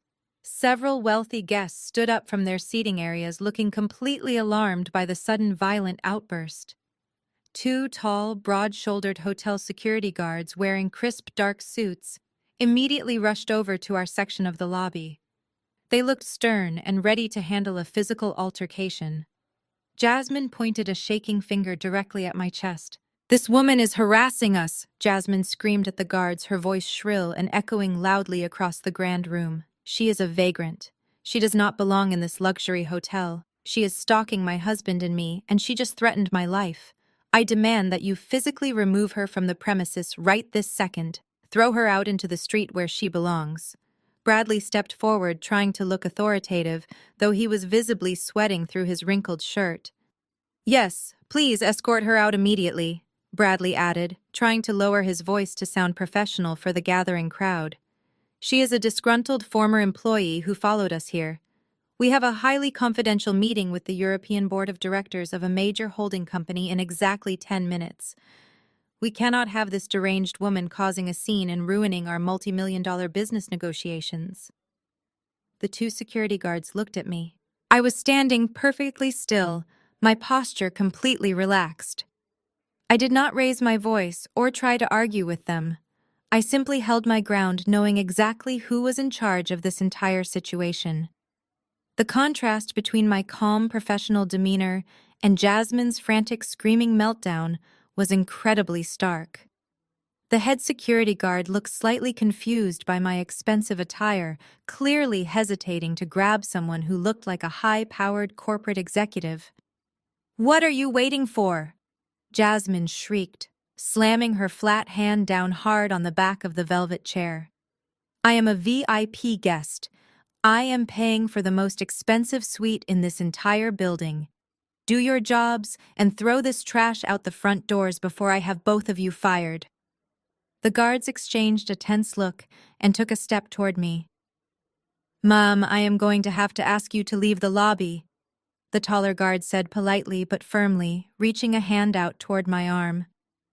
"Please come with us quietly. Do not make this difficult."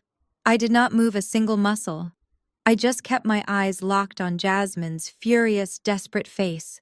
I was not going anywhere. Just as the tall security guard reached his hand out to grab my arm, a sharp, authoritative voice echoed across the marble lobby. "Stop right there," the voice commanded. "Do not touch her." The hotel guard froze immediately. I looked past Jasmine's shoulder and saw Matteo walking briskly toward us. He was flanked by two massive men wearing earpieces and dark-tailored suits. They moved with a terrifying synchronized purpose that made the hotel security guards look like amateur mall cops. Jasmine turned around, her eyes lighting up with arrogant relief. She completely misinterpreted the situation. She assumed Matteo was the general manager of the five-star hotel, coming to personally enforce her elite VIP status. "It is about time management showed up," Jasmine snapped, pointing a trembling finger right at my face. "I want this vagrant removed immediately. She is harassing my husband and me. We are very important corporate guests here for a multi-million-dollar negotiation." Matteo did not even look at Jasmine. He did not acknowledge her presence or her ridiculous demands. He walked straight past her, treating her like she was completely invisible. He stepped right in front of me and offered a deep, highly respectful bow. "Good morning, Boss Matteo," said his rich Italian accent carrying clearly over the quiet murmur of the lobby. He held out a sleek digital tablet toward me. "The final authorization papers are fully prepared and ready for your official signature." The absolute shock that washed over Jasmine's face was completely priceless. Her jaw actually dropped open, destroying her carefully crafted mask of superiority. Bradley stumbled backward a few steps, his eyes darting wildly between Matteo and me, trying to process the impossible visual information. I calmly took the tablet from Matteo's hands and began reviewing the digital document on the screen, ignoring my cousins entirely. Jasmine stammered, her brain short-circuiting, as she tried to comprehend the scene unfolding in front of her. Boss Jasmine repeated weakly, her voice barely a whisper now. "What do you mean, boss? Why are you handing her corporate documents? She is just a fired accountant." Matteo finally turned to face my cousins. His demeanor instantly shifted from the respectful subordinate to a ruthless, high-powered corporate enforcer. He looked at them with a mixture of pity and absolute disgust. "I am Matteo, the chief legal representative for the European Holding Company," he announced formally. "I believe you flew all the way from New York to request an emergency meeting with our chief executive officer regarding your current legal and financial situation in America." Bradley's eyes widened in sudden realization. He thought this was his one and only chance to save his failing empire. He desperately pushed past Jasmine, frantically smoothing the wrinkles out of his expensive suit jacket. He forced a pathetic, eager smile onto his face and extended his hand toward Mateo. "Yes, absolutely," Bradley said, his voice cracking with anxiety. "I am Bradley Harrison. We wanted to discuss a new partnership agreement. We can offer you a massive percentage of our domestic profits. We just need a small grace period to finalize some things." Mateo did not take Bradley's outstretched hand. He simply stared at it until Bradley awkwardly pulled it back, his face flushing red with deep embarrassment. "There will be no partnership agreement," Mateo stated coldly. "The chief executive officer has officially declined your request for a meeting. She has absolutely no desire to speak with you behind closed doors. Furthermore, there is nothing left to negotiate. Your shell company is in default of a $100 million debt, and you attempted to commit international fraud by selling assets you do not own." Jasmine stepped forward, her arrogant facade completely shattered. "Please, you have to listen to us," she begged, her voice trembling wildly. "If you push forward with this lawsuit, we will lose everything. We will go to federal prison. We can make a deal. We can give you whatever you want. You do not seem to understand your current position." Mateo interrupted, his voice echoing loudly in the grand lobby and drawing the attention of even more wealthy bystanders. "You have absolutely no assets to leverage. You have no money, no property, and nothing to bargain with. In fact, I am standing here right now to serve you your final notice of corporate execution." Mateo pulled a small digital device from his pocket and looked directly at Bradley. "By direct order of the Chief Executive Officer, the total repossession of all Harrison Logistics assets will commence at exactly midnight tonight. Private security contractors have already been dispatched to every single distribution center in the United States.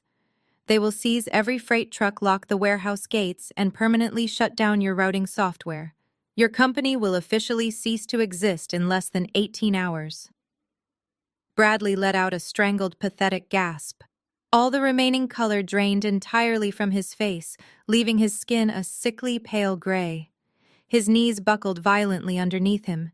He stumbled backward, his arms flailing, and he had to grab the back of the heavy velvet chair just to stop himself from collapsing completely onto the cold marble floor. He was hyperventilating, looking like he could not pull enough air into his lungs. Jasmine stood completely frozen beside him, her mouth hanging open in sheer terror as the terrifying reality of total bankruptcy, public humiliation, and impending federal prison time finally crashed down heavily on her shoulders. The $100 bill she had thrown at me still lay forgotten on the glass table. I calmly signed my full name on the digital tablet, officially authorizing their absolute destruction, and handed the device back to Mateo with a highly satisfied smile. My cousins did not stay in Milan to watch the sunset. They fled the luxury hotel lobby like frightened animals, rushing straight back to the airport to catch the very next flight to New York. But instead of accepting their total defeat and preparing for the massive legal consequences of their fraud, Jasmine and Bradley chose to double down on their delusions. They absolutely refused to surrender the billionaire lifestyle they felt entitled to. With their corporate accounts completely locked and their time running out before the midnight repossession, Jasmine drained the very last cent of her hidden offshore funds to pull off one final desperate stunt. She rented out the grand ballroom of an exclusive Connecticut country club for an emergency investment gala.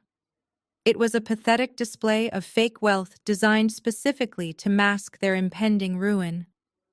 When I received the intel about the event from Mateo later that afternoon, I could not help but laugh at their sheer audacity. They had invited 50 of the wealthiest venture capitalists, private equity firm managers, and family friends. They hired a string quartet and served expensive caviar, pretending this was an exclusive networking opportunity rather than a desperate cry for a financial lifeline. They needed an immediate influx of cash to hire defense attorneys and try to tie my holding company up in federal court before my security team seized their entire fleet of trucks. Bradley stood at the wooden podium at the front of the lavish ballroom, sweating profusely beneath the harsh glare of the crystal chandeliers. Jasmine stood closely by his side, wearing a tight, practiced smile that looked more like a painful grimace. They tapped the microphone, calling the room of wealthy elite to attention. "Thank you all for coming on such incredibly short notice." Bradley began, his voice shaking slightly before he forced it into a tone of false confidence. "We gathered you here tonight to offer you a once-in-a-lifetime ground floor investment opportunity in Harrison Logistics. We are aggressively expanding our operations, and we want our closest allies to reap the massive financial rewards." A low murmur of deep confusion rippled through the crowd. These were highly intelligent investors, and the humiliating rumors of the botched Horizon Tech buyout had already spread through Wall Street like wildfire. Sensing the heavy skepticism in the room, Jasmine quickly stepped up to the microphone to perform her ultimate victim routine. "I know you have all seen the ridiculous headlines and the terrible rumors today," Jasmine said smoothly, placing a hand over her heart to look as genuine as possible. "But I am standing here to tell you the absolute truth. Harrison Logistics is currently the victim of a malicious, unprovoked corporate attack by a shadowy foreign syndicate trying to steal our proud American legacy." Jasmine looked out into the crowd, her dark eyes shining with fake, calculated tears. "And the hardest part for our family to accept is that this massive foreign attack was orchestrated entirely from the inside. We recently had to terminate my husband's cousin Naomi from her accounting position. She was incredibly unstable, deeply jealous of Bradley's success, and actively stealing from our company accounts. In her bitter rage over being fired, Naomi stole highly confidential proprietary data and sold our family secrets to this malicious European corporation. She is actively trying to destroy the very company her own grandfather built from the ground up." Bradley took over the microphone again, leaning heavily against the podium as if the weight of the lies was physically exhausting him. "But we will absolutely not let this deranged, jealous cousin ruin a proud American business," Bradley shouted, trying desperately to rally the silent, judging crowd. "We are fighting back with everything we have, but to launch a massive federal counter-lawsuit against these foreign corporate pirates, we need immediate capital. We are offering unprecedented equity in Harrison Logistics for anyone willing to stand with us tonight. Write a check and defend our family legacy from this criminal extortion." They stood there under the bright lights playing the ultimate victims, expecting the room full of millionaires to simply write them blank checks based entirely on a fabricated sob story. They painted me as a crazy, bitter villain, unaware that the very investors they were begging for money were secretly texting their financial advisors right under the tables, checking the validity of the claims. The air of desperation was thick enough to cut with a knife. But their pathetic little performance was about to be violently interrupted because I had no intention of letting them spin their web of lies for another second. I was already in the building. I had taken a private jet straight from Milan, arriving to watch them dig their graves. The final act was ready to begin. The heavy oak doors at the back of the grand ballroom did not just open. They swung violently inward, hitting the wall with a loud, resounding thud that echoed over the soft playing of the string quartet. Every single head in the room instantly turned toward the entrance. The wealthy investors, the private equity managers, and the family friends all stopped their conversations. Even the musicians abruptly stopped playing their cellos and violins, leaving the massive room in absolute suffocating silence. I stood framed in the doorway, letting the bright lights of the crystal chandeliers wash over me. I was no longer the exhausted, overworked forensic accountant they remembered. I was wearing an impeccably tailored dark emerald designer suit I had purchased in Milan specifically for this execution. The sharp cut of the fabric radiated absolute authority. I did not look angry or bitter. I looked completely and utterly in control. Walking a half step behind me on my right was Matteo, his face an unreadable mask of cold professionalism. Flanking me on my left were three of the most feared and ruthless corporate litigators on Wall Street. I had retained them during my flight back from Italy. They were the kind of lawyers who could dismantle a major Fortune 500 company before breakfast, and their very presence in the room signaled to every investor present that something incredibly serious was happening. I began walking slowly down the center aisle of the ballroom. The thick carpet absorbed the sound of my heels, but my presence commanded the entire space. The crowd instinctively parted for me, stepping back to create a wide, clear path to the stage. I could hear the hushed, urgent whispers of the investors as I passed them. They recognized the Wall Street lawyers immediately, and they could smell the blood in the water. Up on the stage, the transformation in my cousins was absolutely spectacular. Bradley gripped the edges of the wooden podium so tightly his knuckles were completely white. His jaw dropped open and his eyes darted frantically looking for an exit that did not exist. Jasmine stood frozen right next to him. All the fake tears dried up instantly. Her confident, victimized posture collapsed. She looked like she had just seen a ghost staring at my tailored suit and the entourage of legal predators walking beside me. I reached the front of the room and gracefully climbed the short stairs to the stage. Neither Bradley nor Jasmine moved a single muscle. They were completely paralyzed by a combination of sheer terror and absolute shock. They genuinely thought I was a helpless victim sitting across the ocean. They never expected the anonymous chief executive officer to walk right through the front doors of their exclusive country club. I walked directly up to the podium. Bradley was still clinging to it, trembling visibly under his expensive suit jacket. "Step aside, Bradley," I said, my voice quiet but carrying a terrifying weight of finality. He let go of the wood as if it had suddenly caught fire and stumbled backward, nearly tripping over his own feet. I reached out and adjusted the microphone. I looked out over the sea of confused, wealthy faces. The transition was complete. I was no longer the family scapegoat they could kick around for their own amusement. I was the apex predator, and I had just locked them inside my cage. "Good evening, everyone," I said, my voice projecting smoothly and clearly across the silent ballroom. "My name is Naomi Harrison. I am sure you all recognize me from the highly creative story my cousin Jasmine just told you. According to her, I am the bitter, jealous former accountant who was recently fired and stole company secrets." I let a cold, amused smile touch my lips. "It is a very dramatic narrative. It is also a complete fabrication."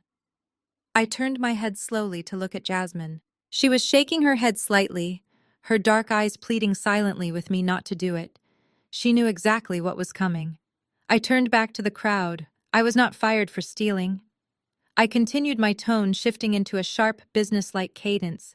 I was hastily terminated because I am a forensic accountant and I was getting too close to uncovering massive financial crimes committed by the chief financial officer standing on this stage.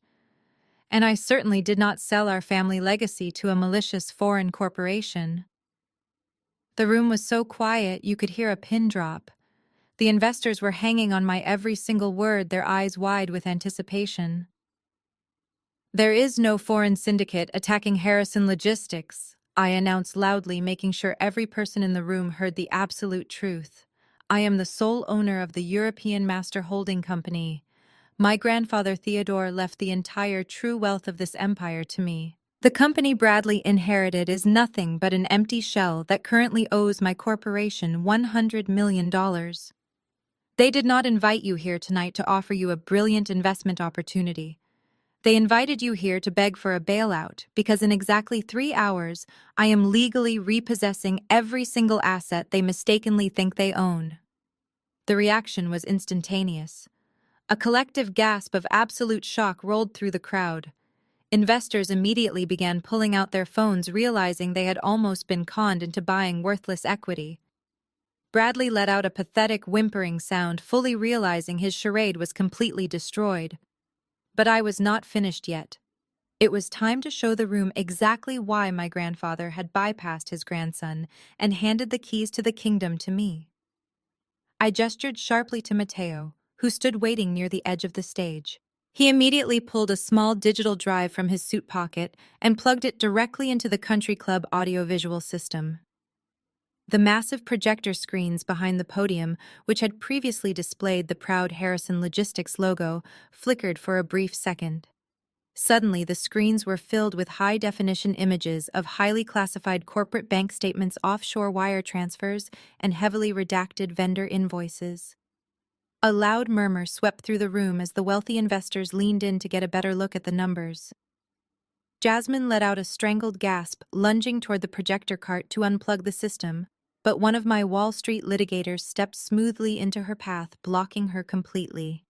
"You cannot hide the truth anymore," I said, grabbing a presentation remote from the podium.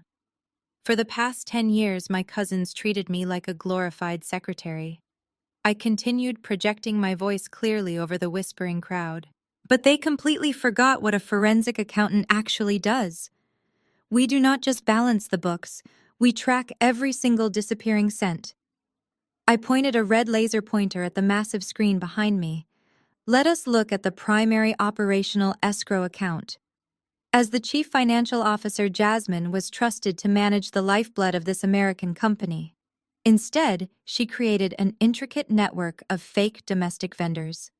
Notice the massive monthly payments to a logistics consulting firm that mysteriously shares the exact same routing number as Jasmine's private offshore bank account in the Cayman Islands. She has been systematically bleeding this company dry for years, while blaming the financial losses on a slow economy. I clicked the remote to advance to the next slide. It showed a side-by-side comparison of a corporate expense report and a photograph of Jasmine from a recent luxury magazine spread. She claimed this $200,000 withdrawal was an emergency repair fund for our entire regional truck fleet, I explained, walking closer to where Jasmine stood, frozen in sheer terror. But the money actually went to an exclusive private jeweler in Geneva. In fact, if you look closely at the screen, you will see the exact serial number and purchase receipt for the heavy diamond necklace she is wearing around her neck right now. The entire ballroom gasped in shock. Several wealthy investors actually pointed directly at Jasmine's neck.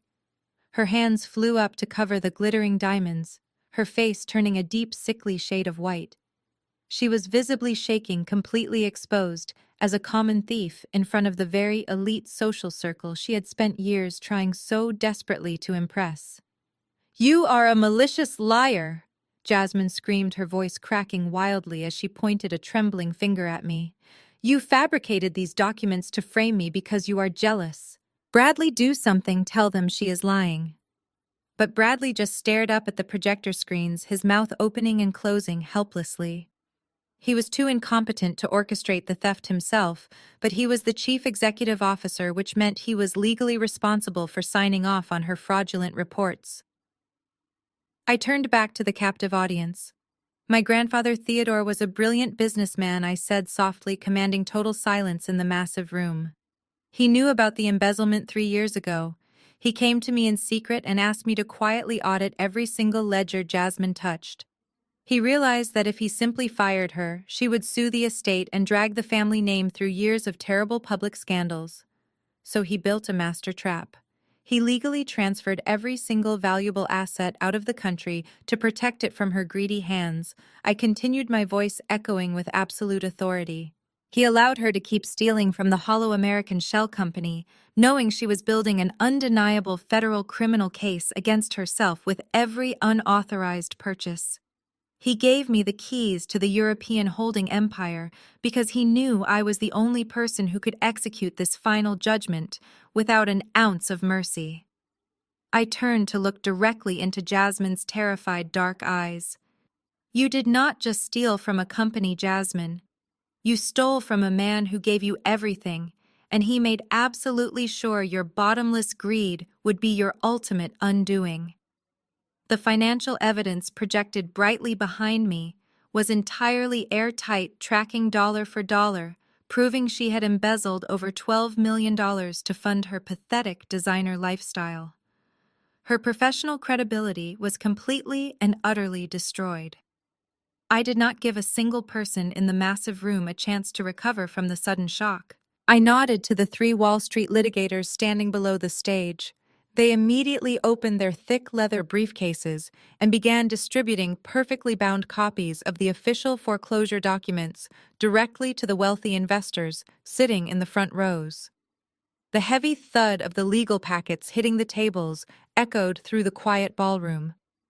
These are not just accusations, I announced, watching as the venture capitalists eagerly grabbed the folders and scanned the legal jargon. Those documents contain the federal injunctions, the master property deeds, and the immediate foreclosure orders signed by a European judge. They prove beyond a shadow of a doubt that Harrison Logistics is entirely insolvent. They have zero liquid capital, massive unpayable debt, and absolutely zero collateral to offer any of you. As of this exact moment, Harrison Logistics is officially bankrupt. Bradley gripped his hair with both hands, his face a mask of pure agony. He looked like a man watching his own execution in slow motion. Jasmine had completely stopped fighting. She was slumped against the podium, staring blankly at the floor as the reality of her impending federal prison sentence finally crushed the remaining fight out of her body. But the financial execution was still not complete.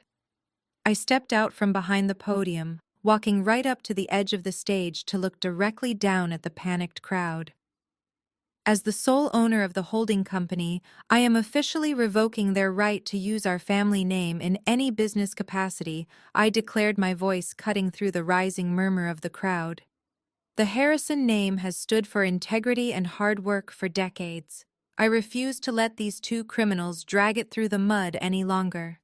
Any domestic contracts signed under that name are now completely null and void. I raised my hand, pointing toward the large digital clock mounted on the back wall of the ballroom.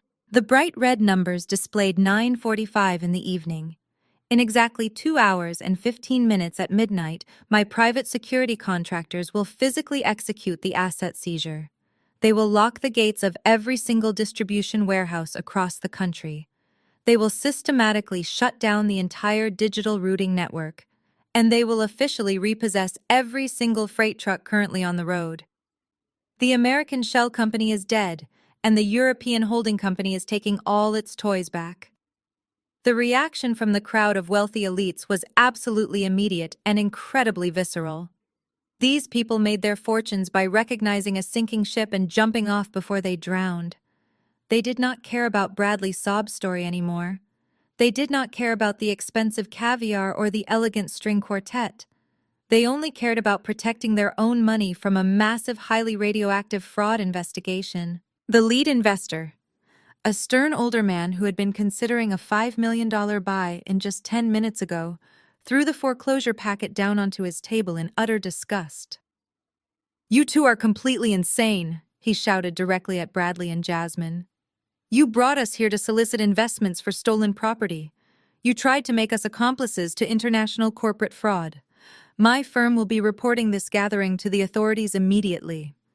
The man grabbed his coat and stormed toward the exit. His departure triggered an absolute stampede.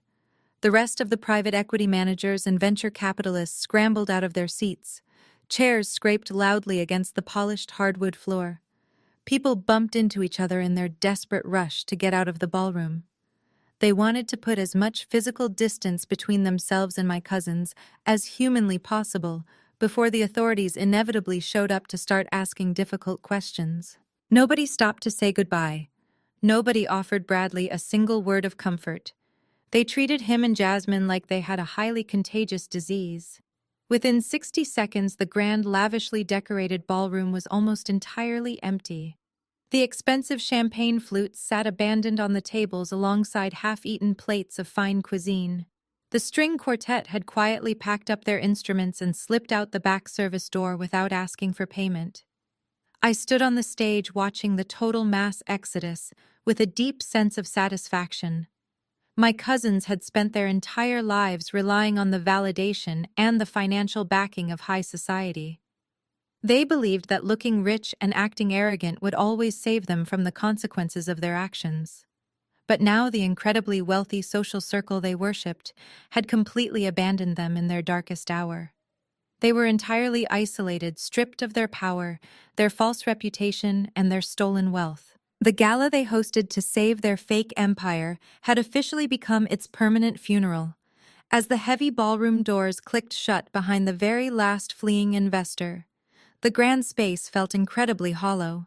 The only sounds left were the faint hum of the crystal chandeliers overhead and the ragged breathing of Bradley and Jasmine, who remained frozen near the stage. But they were not the only family members left in the room. From the shadows near the expensive open bar, another figure slowly emerged. It was my younger cousin Sierra. She had attended the emergency gala solely to drink the free champagne and socialize, completely ignorant of the financial apocalypse approaching. When I started projecting the embezzlement evidence, she hid behind a tall floral arrangement to avoid the stampede. Now that the dust had settled and the brutal reality of the power shift was undeniable, Sierra decided to play her final desperate card. She smoothed down her sequined designer dress, plastered a sickeningly sweet smile onto her face, and walked directly toward the stage. She completely ignored Bradley and Jasmine, stepping right past them, as if they were nothing more than garbage on the floor. She stopped at the bottom of the stage steps and looked up at me with wide, innocent eyes. "Naomi, I am so incredibly proud of you," Sierra said, her voice dripping with artificial affection. "I always knew you were the smartest person in this family. I always told everyone how brilliant you were. I am so glad you finally exposed Jasmine and Bradley for the frauds they truly are. They treated you terribly, and it used to break my heart to watch it happen." I stared down at her, feeling a profound sense of disgust. Just a few days ago, this was the exact same woman who snatched the envelope out of my hands and laughed hysterically at my one-way economy ticket. This was the same woman who stood in my apartment and giggled while Jasmine threw my late mother's handmade blanket into a trash bag. Her ability to instantly pivot and try to suck up to me the moment I acquired money and power was genuinely revolting. "You always loved me," I repeated flatly, raising a single eyebrow. "Oh, absolutely." Sierra lied smoothly, taking a step closer to the stage. "We are cousins, Naomi. We are family. I know we had our differences in the past, but I am ready to support you as the new chief executive officer. I can even help you rebrand the company image. And of course, I am perfectly happy to keep living in the penthouse and acting as a corporate ambassador for you in New York. We can be a great team." I let out a soft, cold laugh that made Sierra stop dead in her tracks. Her fake smile faltered as she realized her terrible acting performance was not working. I turned my head and gave Mateo a brief nod. He immediately unclasped his leather briefcase and pulled out a single sheet of heavy legal paper. He stepped forward and handed it down to Sierra. She took it hesitantly, her eyes darting between the document and my face. "What is this, Sierra?"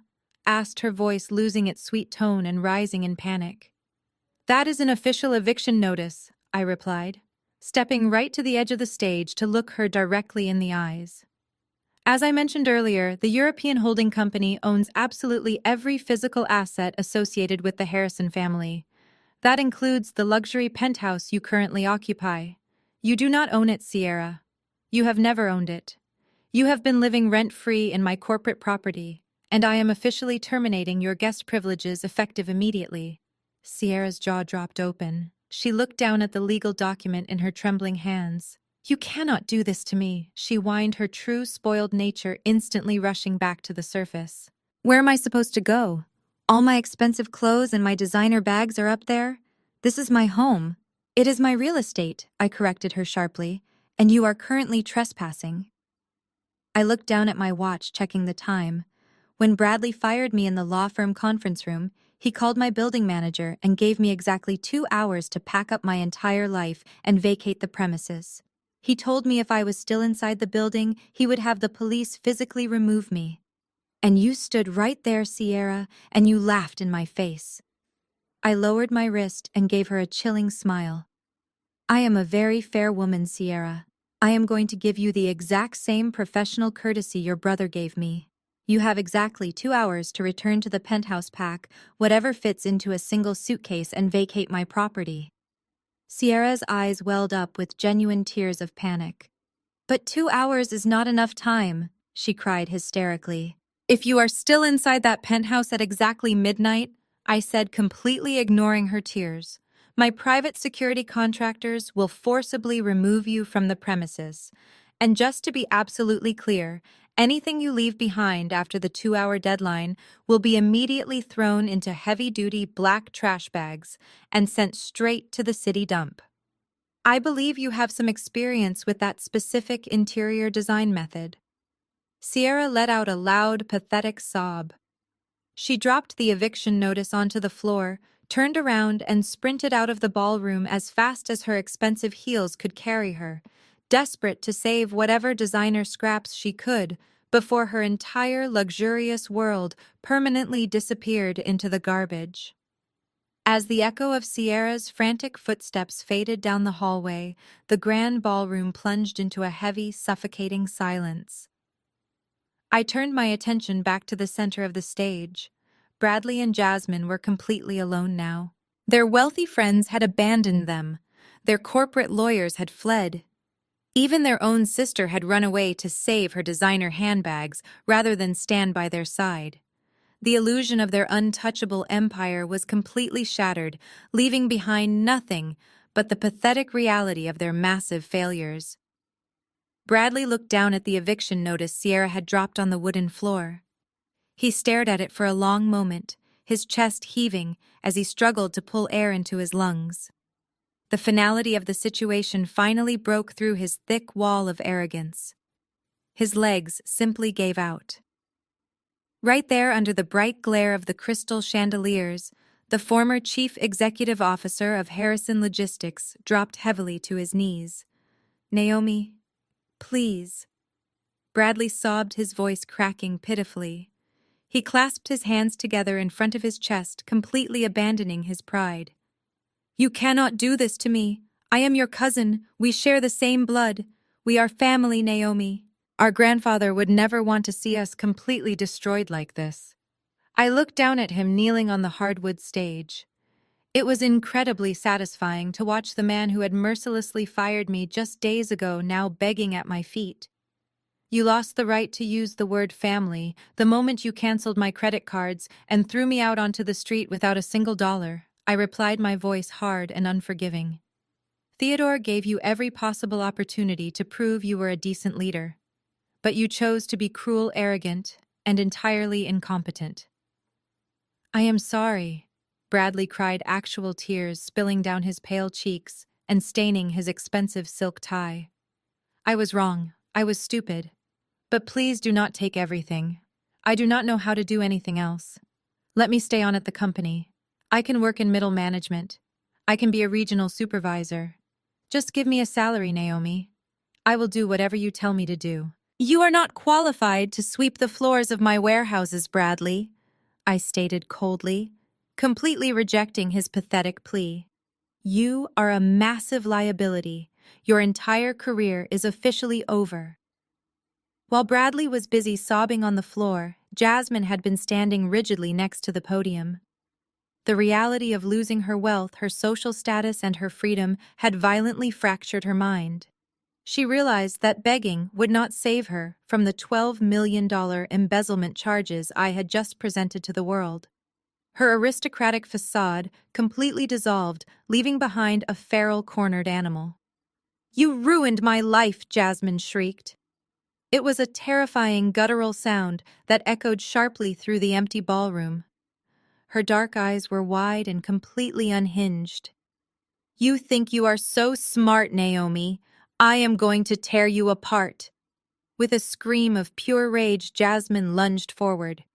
She threw her hands out, aiming her long, manicured nails directly at my face.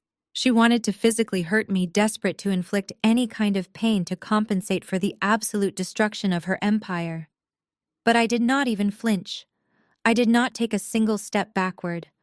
I simply stood my ground, knowing I was entirely protected. Before Jasmine could even get within 5 feet of me, Mateo moved with terrifying speed. He stepped smoothly in front of me, intercepting her violent lunge. He grabbed Jasmine's wrist in midair, twisting it sharply downward. Jasmine screamed in pain as the momentum of her attack was instantly reversed. The 2 massive private security contractors who had been waiting near the stage rushed forward immediately. They grabbed Jasmine by the shoulders and forcefully drove her down onto the wooden floor of the stage. They pinned her arms securely behind her back, completely neutralizing her violent outburst. Jasmine thrashed wildly against the hardwood, kicking her expensive designer heels and screaming absolute obscenities at me, but the security guards held her down with effortless strength. Bradley scrambled backward on his hands and knees, whimpering in terror as he watched his wife being physically subdued. Mateo reached into his tailored suit jacket and pulled out his cell phone. He looked down at Jasmine with absolute disgust. The local police authorities have already been contacted regarding the $12 million corporate embezzlement, Mateo announced calmly, his rich Italian accent carrying over Jasmine's frantic screaming. They are waiting in the main lobby of the country club right now with a federal arrest warrant.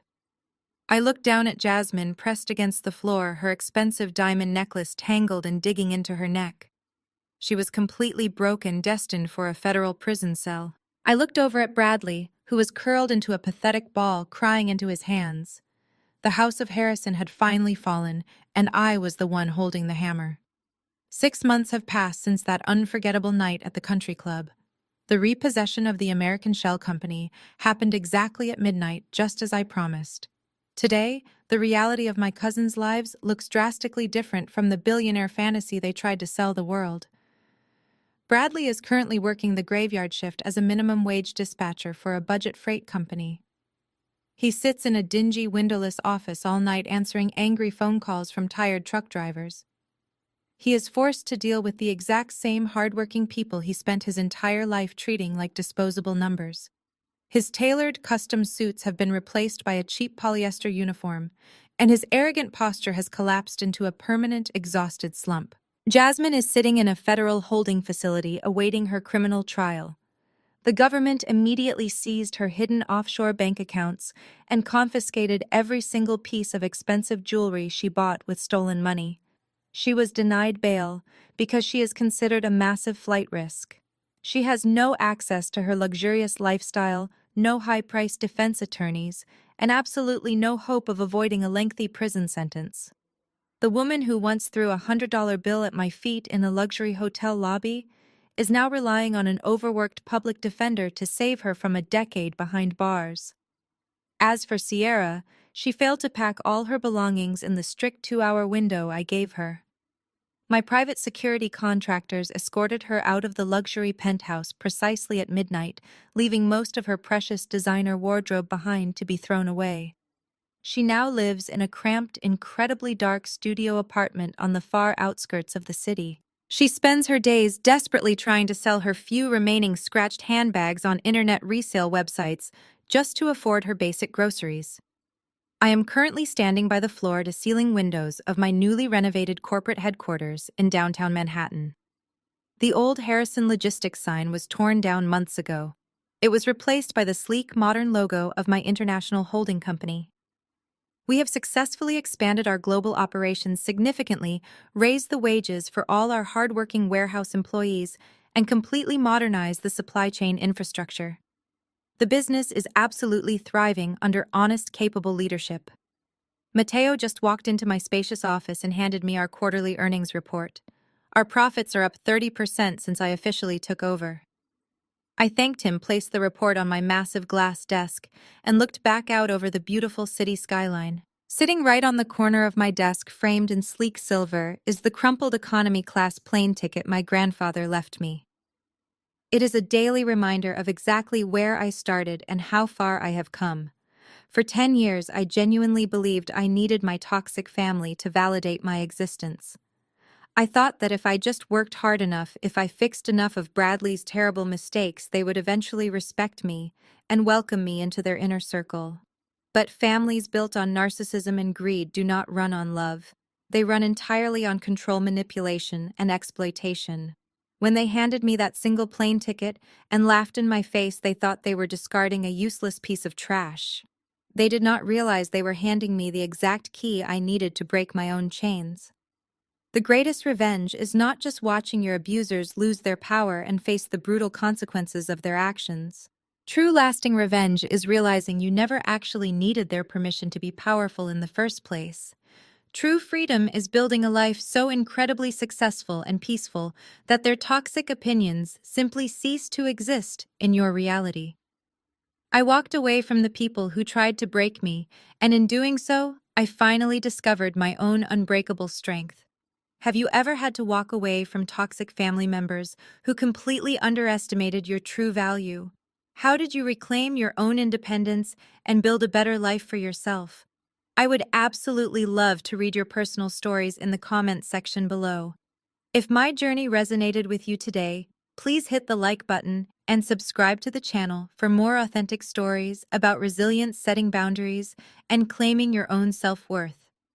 Share this video with anyone who needs a firm reminder that their absolute lowest moment might just be the incredible beginning of their ultimate victory. Thank you so much for watching and being part of this journey. Always remember, the absolute best way to predict your future is to take complete control and build it entirely yourself. The most profound lesson to emerge from Naomi's journey is not about the thrill of a spectacular corporate revenge, but rather the quiet, undeniable power of realizing your own self-worth. For a decade, Naomi functioned as the diligent workhorse of her family, sacrificing her youth and working exhausting hours under the illusion that her relentless loyalty would eventually earn her a seat at their table. But as the story brilliantly illustrates, toxic people do not operate on a currency of gratitude or love. They operate entirely on control and exploitation. When we find ourselves trapped in the role of the family scapegoat, it is incredibly easy to internalize the diminishing narratives projected onto us. We hustle, we overcompensate, and we desperately seek validation from people who are fundamentally committed to misunderstanding our value. Naomi's breaking point, watching her late mother's cherished belongings being thrown away as a cruel joke, was the painful but absolutely necessary catalyst for her awakening. It completely severed her final string of toxic obligation. The ultimate takeaway here is that you do not need the permission or the validation of your abusers to step into your own power. Naomi's true victory did not happen in the Italian boardroom when she seized the corporate assets. It happened the moment she stopped caring about her cousin's opinions. True freedom is found in walking away from tables where respect is no longer being served and choosing to build your own empire instead. When you realize that your inherent worth was never tied to their flawed approval, you become entirely unbreakable. If you are finally ready to stop seeking validation from toxic people and start reclaiming your independence, hit the subscribe button and share your own story of breaking free in the comments below.